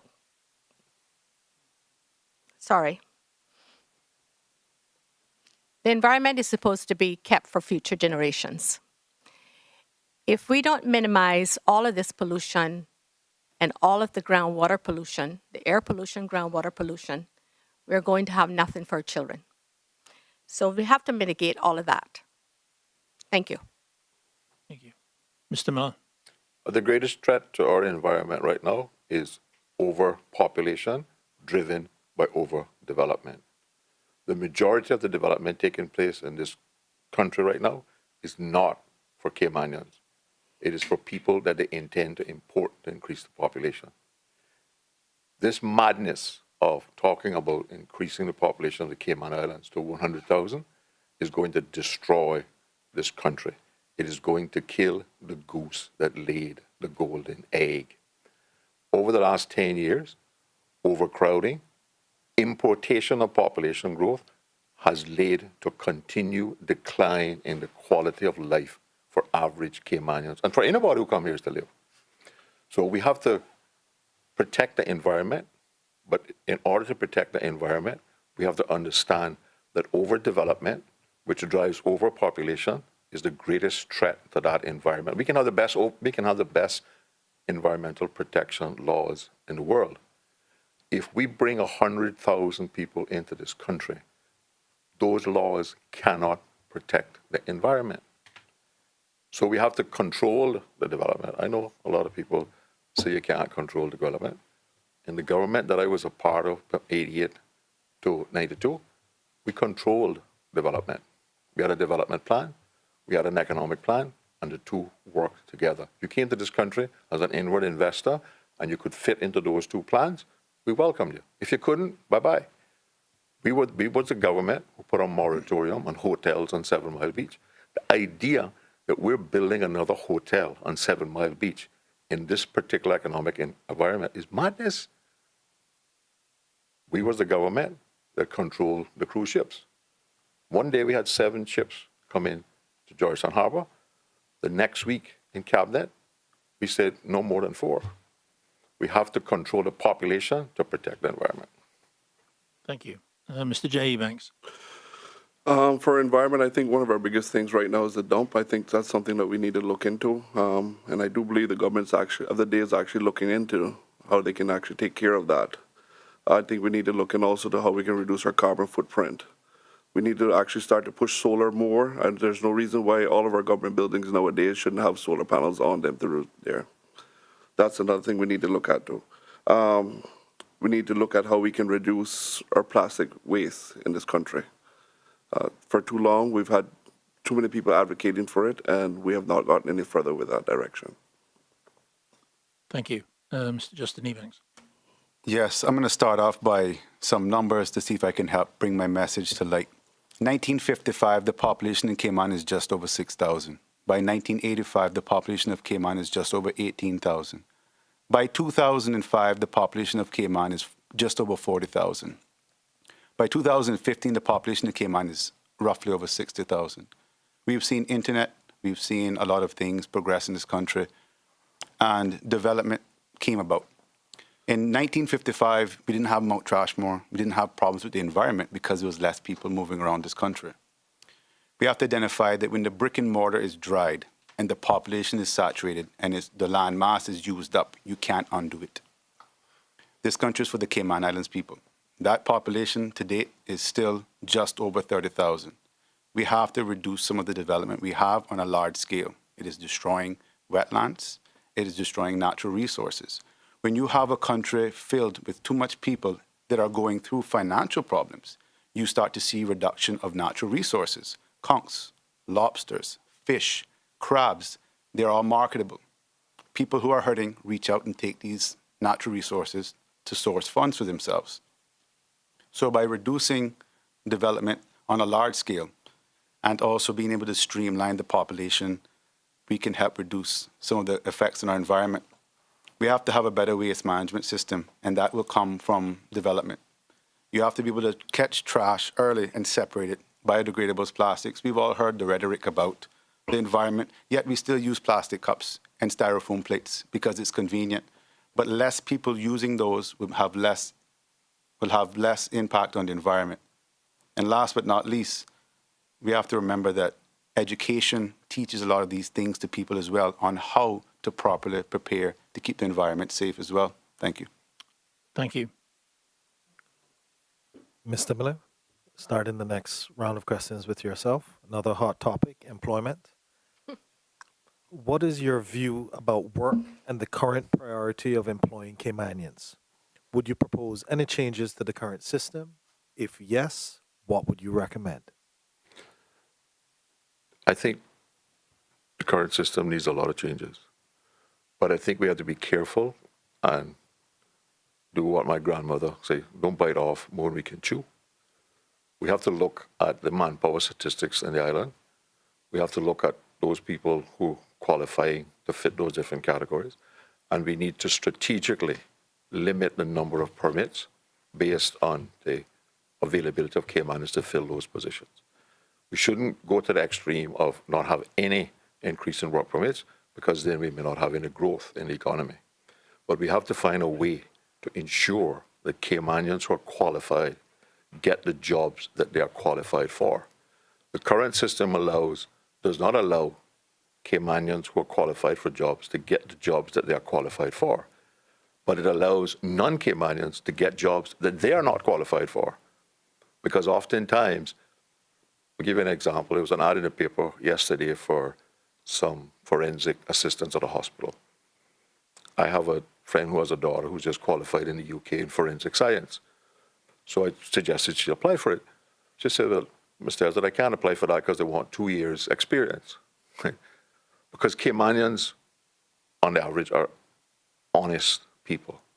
And because they want 2 years, Now they will probably hire somebody who doesn't have the qualifications she has, who has less experience because she didn't apply for the job. We have to put moratoriums on some work permits. We did that when I was in cabinet. We sent a directive to Immigration Department. There will be no more permits issued for condo managers. Within a year, every condo on 7 Mile Beach was properly managed by a Cayman. That's what we have to do. We have to be selective, and we have to be strategic. Thank you, Mr. Miller. Mr. Eubanks? I have to agree with Mr. Miller in a certain way there. I think we do have to put some moratorium on work permits to make sure that we have Caymanians back in the jobs that they were. What we need to do is we need to look at those jobs and see what are the jobs that Caymanians are most welcome for to want, and start to work with putting them back there. If we do not look out for the Caymanians, we're never going to get anywhere here. They're always going to be falling through the cracks. We need to make sure that we put a hold on some of these work permits to get them back in there. Thank you, Mr. Eubanks. Mr. Justin Eubanks? We can start with government, because that is ours. We need to have succession plans in government. We've had people overlooked and unable to progress up the ranks in government itself. Succession plans will give young people the identification on what they have to do to earn positions as they move up in government. And when people can see when someone's going to retire or transition from a position, they then know when it's going to be available. This helps with employment. Our business license in this country don't stipulate that you have to hire a certain amount of Caymanians. This is something we'd have to review, that maybe through the business license, we can have a stipulation that for the footprint of the company, they should maintain a certain amount of indigenous Caymanians working in that company. This will help them fund scholarships, move Caymanians from one job to the next, and alleviate work permits. We have a business staffing board. Their job is to identify that permits are legitimate and there's no Caymanians for that job. Work is also doing a program where they identify Caymanian resumes and to see if the work permit that's being applied for is a transitional job or a job a Caymanian can move in. We're not putting our foot down. We don't have any teeth. This is our country. Businesses come here for a reason. It's profitable. But if it's going to be profitable at the cost of our country, then we're going to do two things. We're going to ruin disposable income in households, and that hurts the economy. If people don't make enough money, they can't spend it, the economy doesn't move. Second of all, there's no need to have permits on a long-term basis. We've identified years ago, when we started to develop this country, we brought in a lot of white-collar workers to manage the jobs we weren't skilled for. The business staffing board is supposed to identify the transition of those permits away, because Cayman should be stepping up. But the most important part to ensure that is there is education. Make sure people are educated and qualified that they can't deny them the job. Let's make sure that we're assertive and we show that we can step up and start to take over some of these white-collar jobs. Thank you, Mr. Eubanks. Ms. As they say, charity starts at home. Well, not in Cayman, it doesn't. We have young people who are practically sitting on the wayside begging for a job. We have young persons with degrees, honors, that cannot get a job. And that is disheartening, to say the least, in our own country. That should not be happening. I have lived it. I know what it's like with my own child. When our children go away, get their education, or whether they get it here going to UCCI or ICCI, they get their education, they get their degree, then we're told, well, they have no experience. Where are they supposed to get that experience? We should dictate to these firms, you are going to hire Caymanians and give them that experience. We have to put policies in place and enforce them. We have to be strict about this. Our young people are supposed to be the leaders of tomorrow. They cannot lead this country if they can't even get a job. Parents have to still look after their children because their children can't get a job. And that is not what we sacrifice to send them to university for. Now, government gives them the scholarships, but then it's contradictory because they don't have jobs for them when they return. They need to put a database in place with all of these students, all of their names, when they're returning, what degrees they majored in, and make sure that they have a job when they return. With all of these work permits, they must begin to find a job for our children. I'm not talking about a filing job. I'm talking about whatever they majored in. That is where they're supposed to be. So we have to get that under control and get our children jobs. because when they don't get jobs, they turn to crime, and then they go through the judiciary channel, and they're sent to northward. So it is up to us to do what we need to do. Thank you, Ms. Broderick. Okay, the next topic, actually, it's been touched on a little bit, but it's more in the area of growth management. And this first question will go to Mr. J. E. Banks. Is what is your view on the current level of population growth and development and the impact on the country's infrastructure? Well, when we go back, we always say, who are we developing for? In certain ways, we have to slow down our development, because if we continue on the paths that we're going right now, there's not going to be anything left for those that are coming up behind us. We need to look into where we're going to, for development, how we're going to push development in a certain way forward, where we don't have to, with the population that's, so that it doesn't overwhelm the population that we have right now. That's how I would see it. Thank you. Mr. Justin Ebanks? Yes, I've been touching on this subject, and it integrates with a lot of what I'm working on in my campaign, and my manifesto outlines the need for opening land access to people so locals can afford to branch out and have their own homes and develop their own land. The population in this country already has a lot of disparities. We just outlined this throughout the night. Inequity in jobs, inequity in education. The development process here is not being identified for our people. The population can only grow so much before we lose control on it. The people of this country are naturally going to reproduce and create more young Caymanians. We have to prepare the way for them. The country needs to have a national strategic development plan in place so we can start to identify what we want to develop, what we want to sacrifice, and what we want to preserve. These are key essential components to making sure we don't overrun what we've started. Again, I spoke about the population changes over the years. We're still using a two-lane system. We've added more roundabouts. You can see them from space, apparently. But if every car is on the road at the same time, going the same direction, and they're all pulling out from sub-roads, it's going to have a constant flux of traffic. We keep developing and keep adding more spider webs of roads, you're going to have more deterioration in the road, more traffic, and less access to where you need to get to. So the most important part I talked about was having the infrastructure in place before we grow. Let's grow the infrastructure. We have parking in town of 2 parking spots for a company that has 10 employees. You have businesses that cater to the public that have no parking because of lack of foresight. We developed too fast and forgot to build the infrastructure before we developed. And we looked at history. This country came from backing mules up a dirt road, and that was sufficient at that time. And as we developed, we kept forgetting to put in place what we needed to develop with. So again, building the infrastructure, after the infrastructure is built, a part of the development plan will show what level of growth we can do with population and what level of growth we can do with development. But it has to start from that national development plan. So let's build the infrastructure and let things start to branch out once we have things in place. Thank you. Ms. Broderick? Development, who is it really for? I mean, it's happening in Cayman. You know, we are getting overdeveloped. We are overpopulated right now, I would say. And if we go to 100,000, Lord knows what's going to happen to us.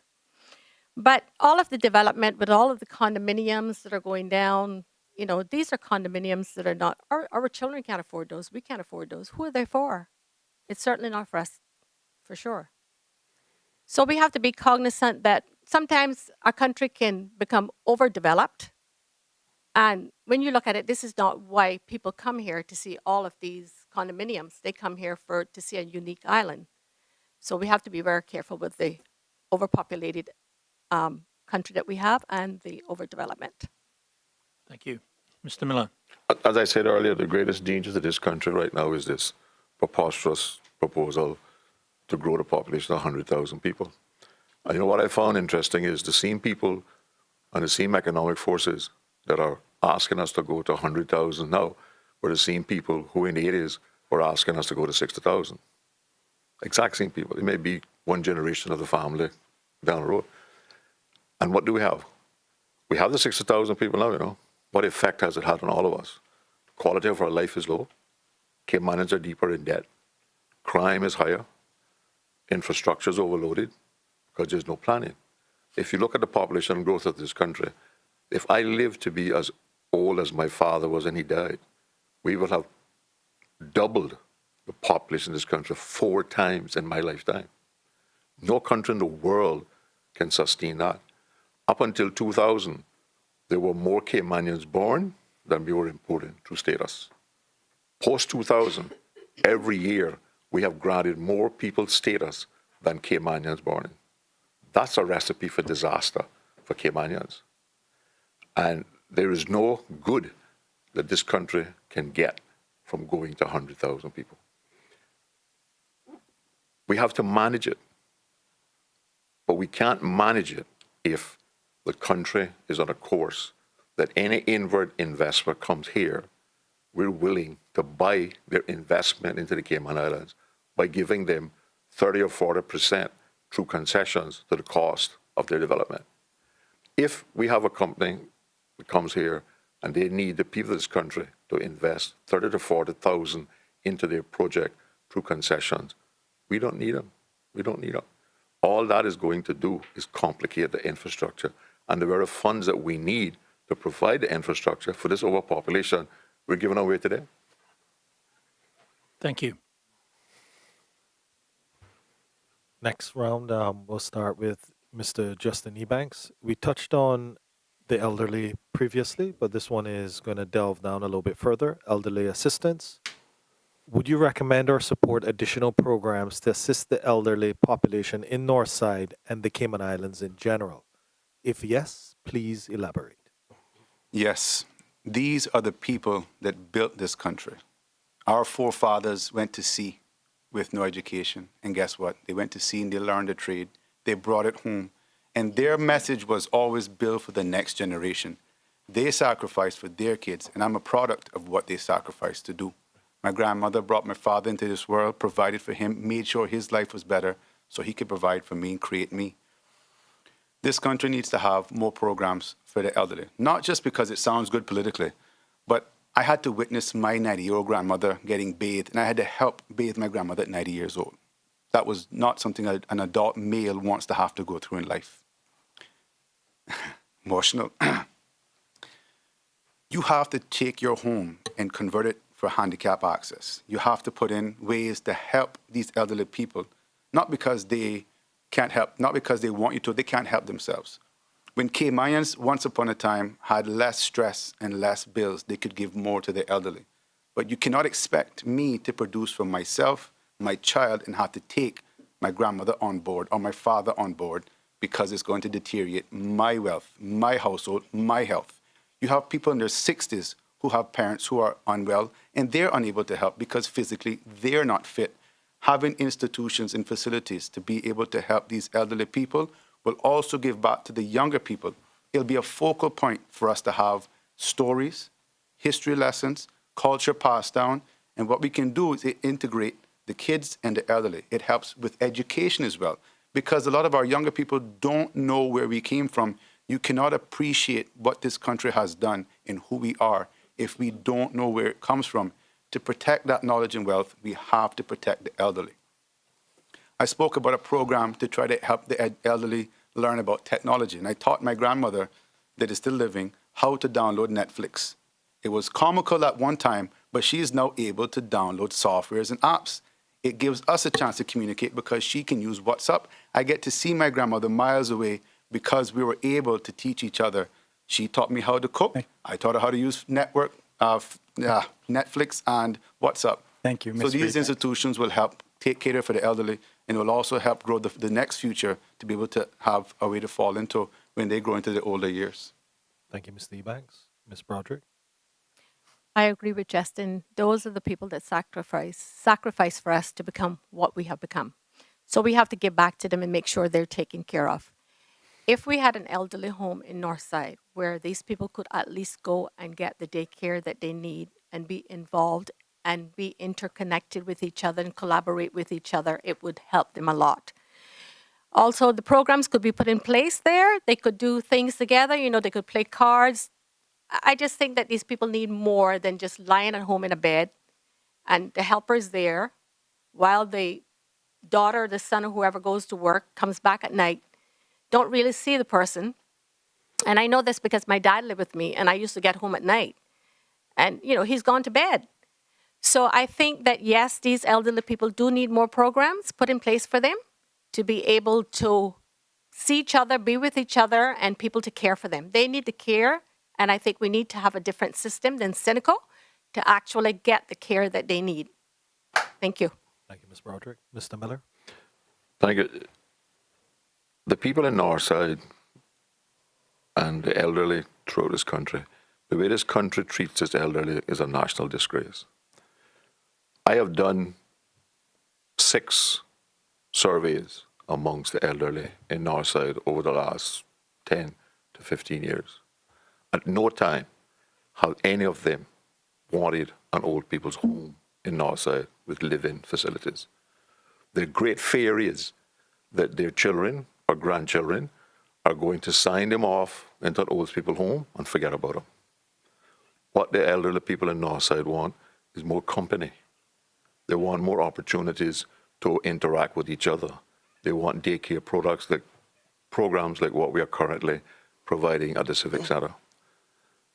They want to know that when they get medical needs, there's a system in place to support them. They want to know that they have an income coming in, which is allowing them to make decisions about their life, and they don't have to depend on handouts or to go begging. So we need to develop a system in this country, and we have to start from what does an elderly person need in order to live comfortably.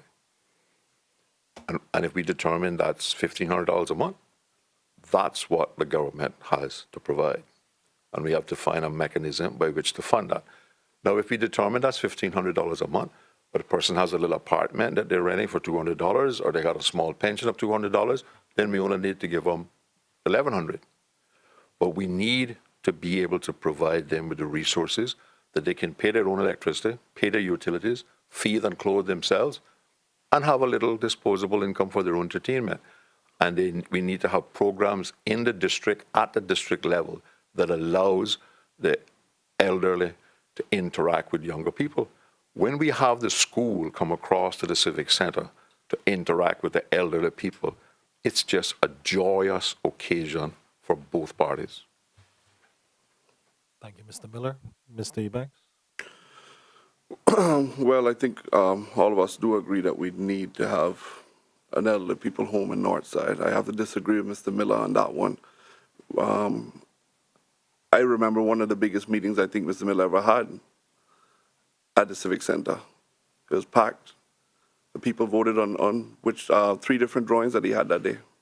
And they voted that they wanted an elderly home. No, they want a daycare center, not an elderly home. Well, it was combined to be all two, right? Oh, no, Okay, no, it all was right. totally daycare. Mr. Miller, it was combined to be all two. I was out there, I was there in the public, and up to today, the people are still calling for it. So I don't know where your survey went to. But anyhow, we do need to look in to be able to have that established in Northside. We need to look into to make it into a daycare center for them, a place where they can actually go, interact, where the people at Northside can come and interact with them so that they have their friends and family there. It doesn't have to be somewhere where probably you talk about you just throw people in there and they're locked away from society. That's not what we're talking about. That's not the kind of program we're talking about. We also need to look into how we're going to help them, yes, with funding. Nobody can live on $1,500 a month. And we need to look up to how we're going to increase that for them. Thank you, Mr. Eubanks. Thank you. Next question actually is somewhat related, is in the area of pension reform. Nearly $500 million has been withdrawn from private pensions as a part of the pandemic response. These withdrawals will obviously have will impact the ability of many persons in our community to have enough funds for retirement. What would your proposed solution be to address this future shortfall? Ms. Broderick, this would be you as the first to respond. What would my solution be? Well, they shouldn't have let them take the pension funds up from the beginning. But it is what it is. I think that when they allow these people to take out their pension funds, not to be impacted by going to NAU in the future, they need to double up and let them put those pension funds back in. You know, just do a double of what they've been paying all along. Not the firm that they're working for, but they themselves put an extra in to try to make up for those funds. Because in the long term, they're going to need those funds. Otherwise, government, NAU is going to be impacted again. So to alleviate that, they need to come up with a solution and have them double up on putting back those pension funds into the system. Thank you. Mr. Miller. Pension reform is a hot topic, and it's badly needed. The solution to that withdrawal of that amount of money from the pension plan is not going to be easy to find. There's only one source that is going to come from, and that's from government in the long run. Because most of the people who withdrew most of their pensions now will not have time to replace the funds between now and retirement. So part of for government being able to provide those additional funds, because you're either going to do it through a national pension plan, which is a defined benefit plan, or you're going to do it through social services and NAU, which is going to be a more expensive route. We will have to go, in my view, within a very short period of time, to a national pension plan, which has to be set on a fully funded defined benefit pension. Because we have to decide what is a comfortable pension to retire on. The civil service has a good pension plan that is well managed, and the big objection to a national pension fund by the private sector is that government can't manage anything properly. But I would hazard to say, having done the public accounts hearings on pensions, that there is probably only one or two of the various pension plans in the private sector that are managed half as good as the government one. But you have to decide what do you need to be able to retire from, and your contributions have to be structured to deliver that over a period of time. The simple formula is most of us expect to retire at 60, that's 720 months. Most of us will work 40 years of our lifetime. So each monthly contribution, if we want to retire with 2/3 of our salary at the end, has to be 1/480th of your annual salary, of your monthly salary. Thank you.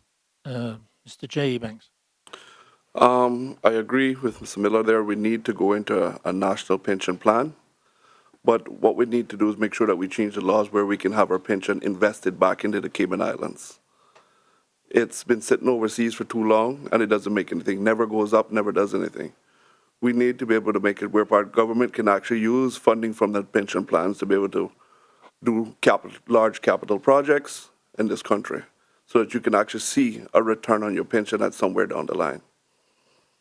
Thank you. Mr. Justin Ebanks.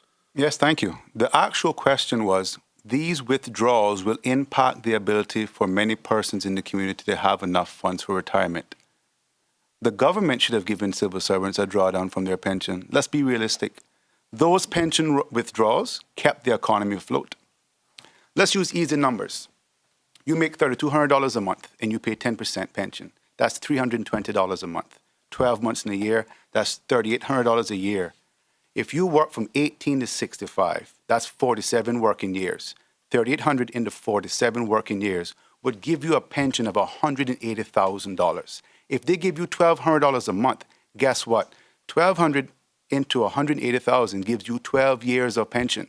You will then be at 77 and penniless because your pension only had 10% of your working earnings for 47 years. That is nowhere near enough. Those pension withdrawals gave you 2 years less of your retirement. But if you can't survive today, there's no point in having pension for tomorrow. These pension funds are not set up properly as it is. We can identify that the pension funds have to be done over. The pension funds also have our money invested. When that pension fund loses the investment, it's just the same as us drawing it out. The difference is I get the money, not the investor who invested it wrongly. We have too much high-risk investments for our pension funds. We need to reduce some of the risk. Secondly, people should have a choice whether they want their pension to be invested or not. It's my money, and it's not yours to do as you please. Let my pension stay where it is. On a third note, If the bank is going to foreclose on my mortgage because of disparity or loss of income, what good is pension if I don't have a home? The pension fund should be recognizable by the banks as a security to make sure your mortgage has something to back it in case you lose your job. So if you keep the pension fund in its entirety until I'm 65, I could be homeless, penniless, or half dead. The point to the pension is to benefit the person. I need to get to retirement in order to enjoy that pension. If the cost of living is too high, we can't afford to save. We'll have to rely on a pension system that's already putting us behind the 8 ball for retirement. Then comes NAU again. And actually, today, NAU is paying more than the pension fund. NAU gives you $1,500 a month. Pension gives you $1,200. I mean, Thank you, Mr. Ebanks. Balance the scales. Thank you. Thank you. Okay. And Mr. Miller, back at you. It's the last question right now before you wrap up. And this one has to do with constitutional reform. Would you support a constitutional provision which allows electors of a constituency to recall their elected member of parliament? Why or why not? Absolutely, always have. Because I believe that if you get elected and you do not keep in contact with your community, you do not deliver the services that the community needs, you do not address the needs of the community, that community should have the right of a recall. And normally most recalls are 2/3 of the voting population in that constituency should be able to recall their representative because of lack of performance. Thank you, Mr. Miller. Mr. J. Ebanks?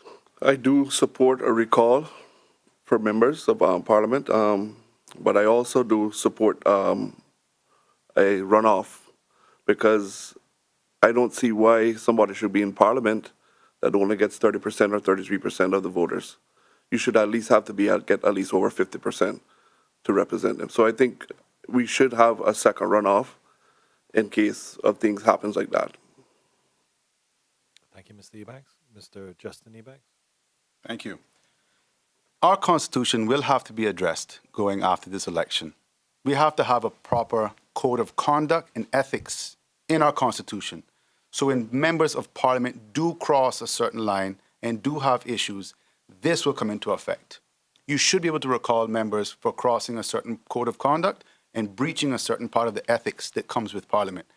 This country, is too small to have time wasted for agendas and personal grievances to be aired out in Parliament. Let's get back to the subject matter. You are appointed by the people. You are then there to represent them at the highest level because when you took this job, you understood that you have to be a professional at all times. You don't get to have bad days. So this will tie right into that code of ethics and conducts to make sure we capture the right people to do this job at the right level. You know, going forward with Parliament, we have to identify that we always need to have some form of measure and some form of accountability in Parliament. I also think the Constitution should outline that the district council should be done on a national level. We should have a national district council. That could be on the ballot for the next election.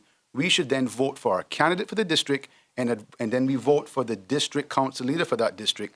The district council leader will be there to run the district council and to keep the MP in check. This is to assure they're doing their job for the people of the community. And this also creates a succession plan for Parliament because maybe this person could be a successor for the current MP.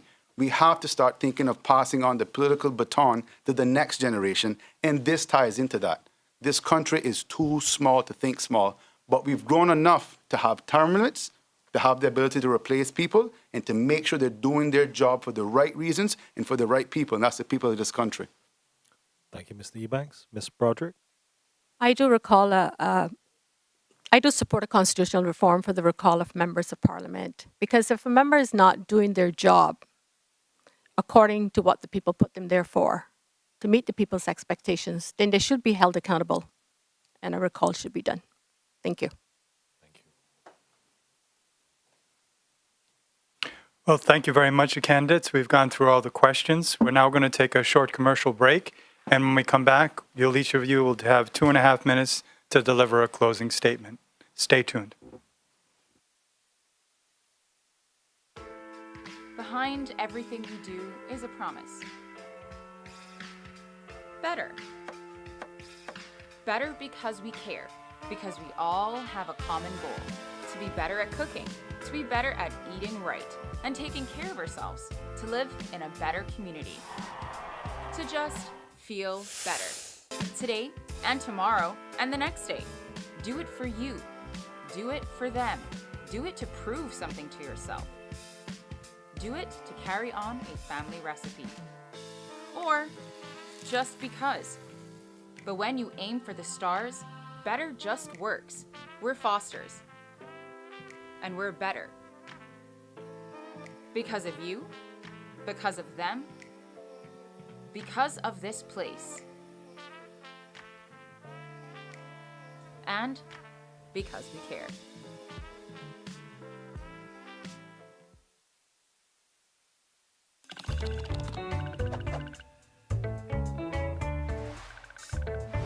When companies do well, everyone does well. Not just the business owners, but the employees, other businesses, the government, and even the customers. Seriously. To learn how, let's look at how money flows through a company. When a company sells its goods and services, they receive money, which is called revenue. That money is then split up and used in a number of different ways. Some of the money goes to employees. To keep it simple, we'll call this salaries. Some of the money goes to pay for products and services the company needs to keep running. Those expenses are called overheads. Some of the revenue goes to the government in duties and fees. And finally, any money left over goes to the owners of the business as profit. So no matter what products or services a company provides, it's like a machine that takes in money as revenue and spits money out as salaries, overheads, government fees, and profits. It's really that simple. Every dollar that a company takes in gets turned into one of those four things. Okay, so how does it benefit everyone when companies do well? Let's take a closer look. First, with salaries. Salaries are important for the economy because most people get most of their income from their employment. Next, government fees. In the Cayman Islands, the vast majority of the government's revenue comes from duties and fees paid by businesses. That money goes to pay for important government services like education, emergency services, healthcare, and infrastructure. Then we have overheads. Quite simply, one company's overhead is just another company's revenue. When a hotel needs supplies, they buy them from local suppliers. Those suppliers turn that revenue into salaries, overheads, duties and fees, and if they're lucky, profit. Some people think that business owners make too much money, but the truth is, the average company only makes 7.5 cents in profit for every dollar in sales. And that's assuming they make a profit at all. The other 92.5 cents goes to pay for salaries for staff, overheads that become revenue of other companies, and duties and fees that pay for the government services we need. In order to become successful, most business owners have to work extremely hard and take a lot of risks. If it wasn't for the ability to make a profit, the owner wouldn't have started the business in the first place. And if nobody started any businesses, there would be no jobs for employees, which means no salaries, no overheads to support other businesses, and no money from government fees to pay for our government services. So yeah, when companies do well, everyone does well. In the next video, we'll take a closer look at why countries need economic growth. For now, thanks for watching. And remember to share this video with your family and friends so they can learn more about our economic prosperity engine.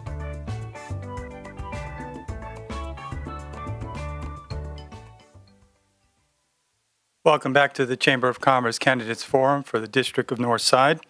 Now we're going to begin our closing statements, and we'll begin as the candidates were seated. We'll begin with J.E. Banks.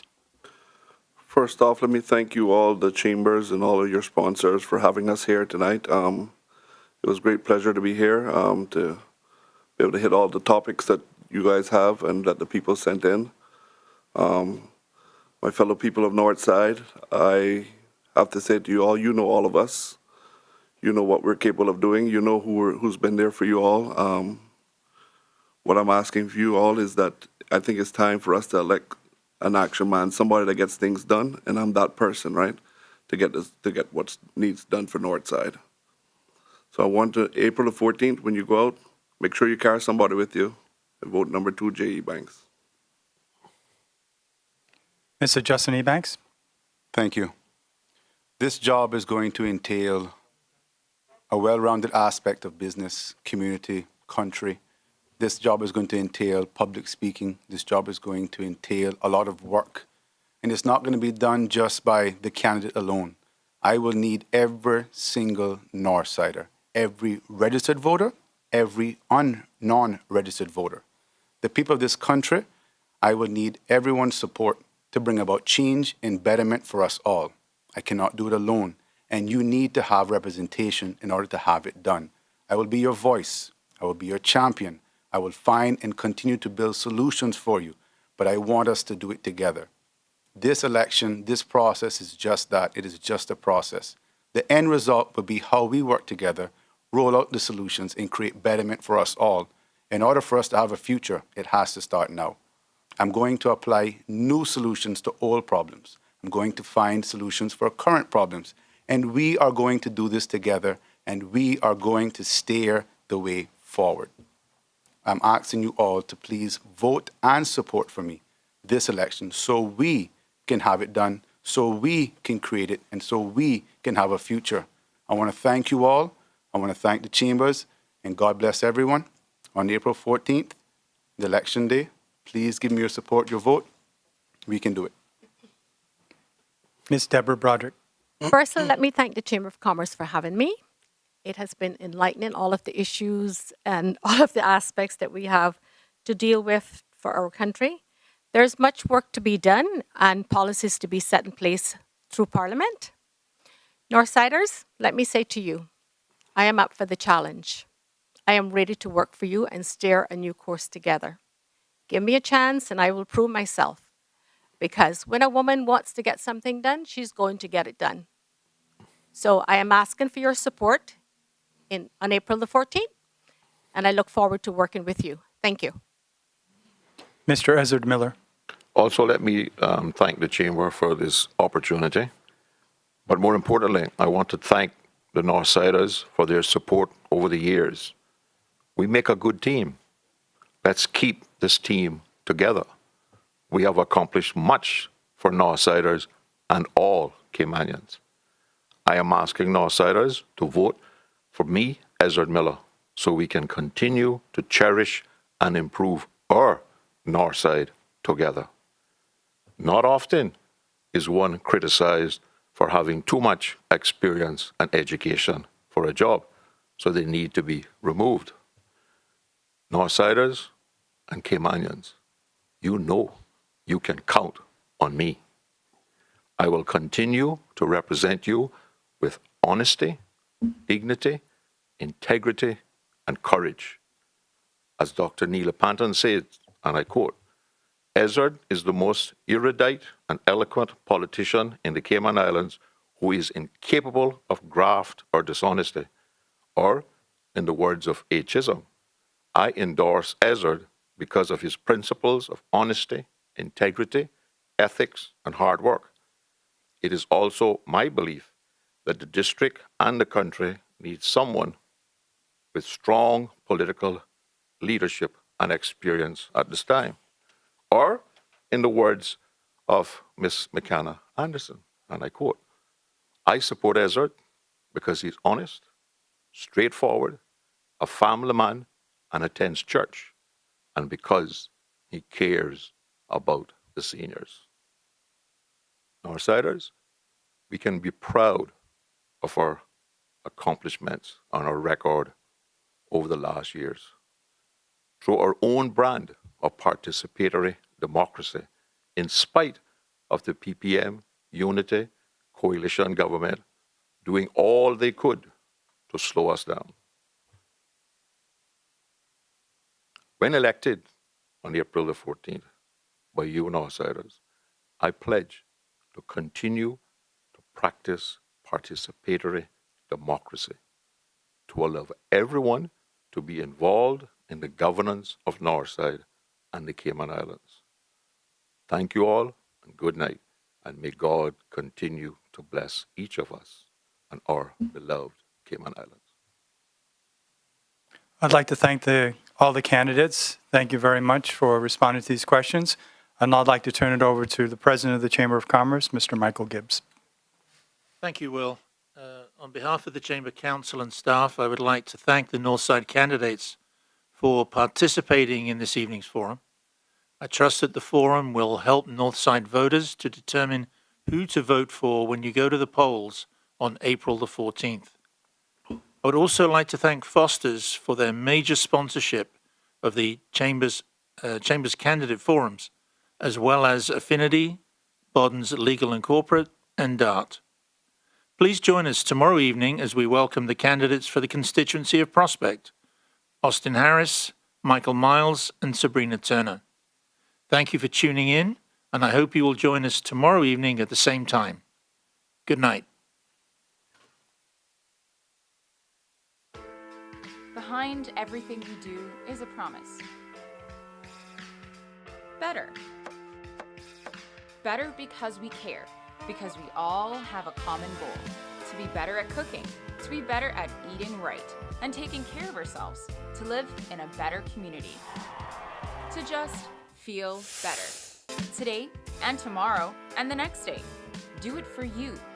Do it for them. Do it to prove something to yourself. Do it to carry on a family recipe. Or just because.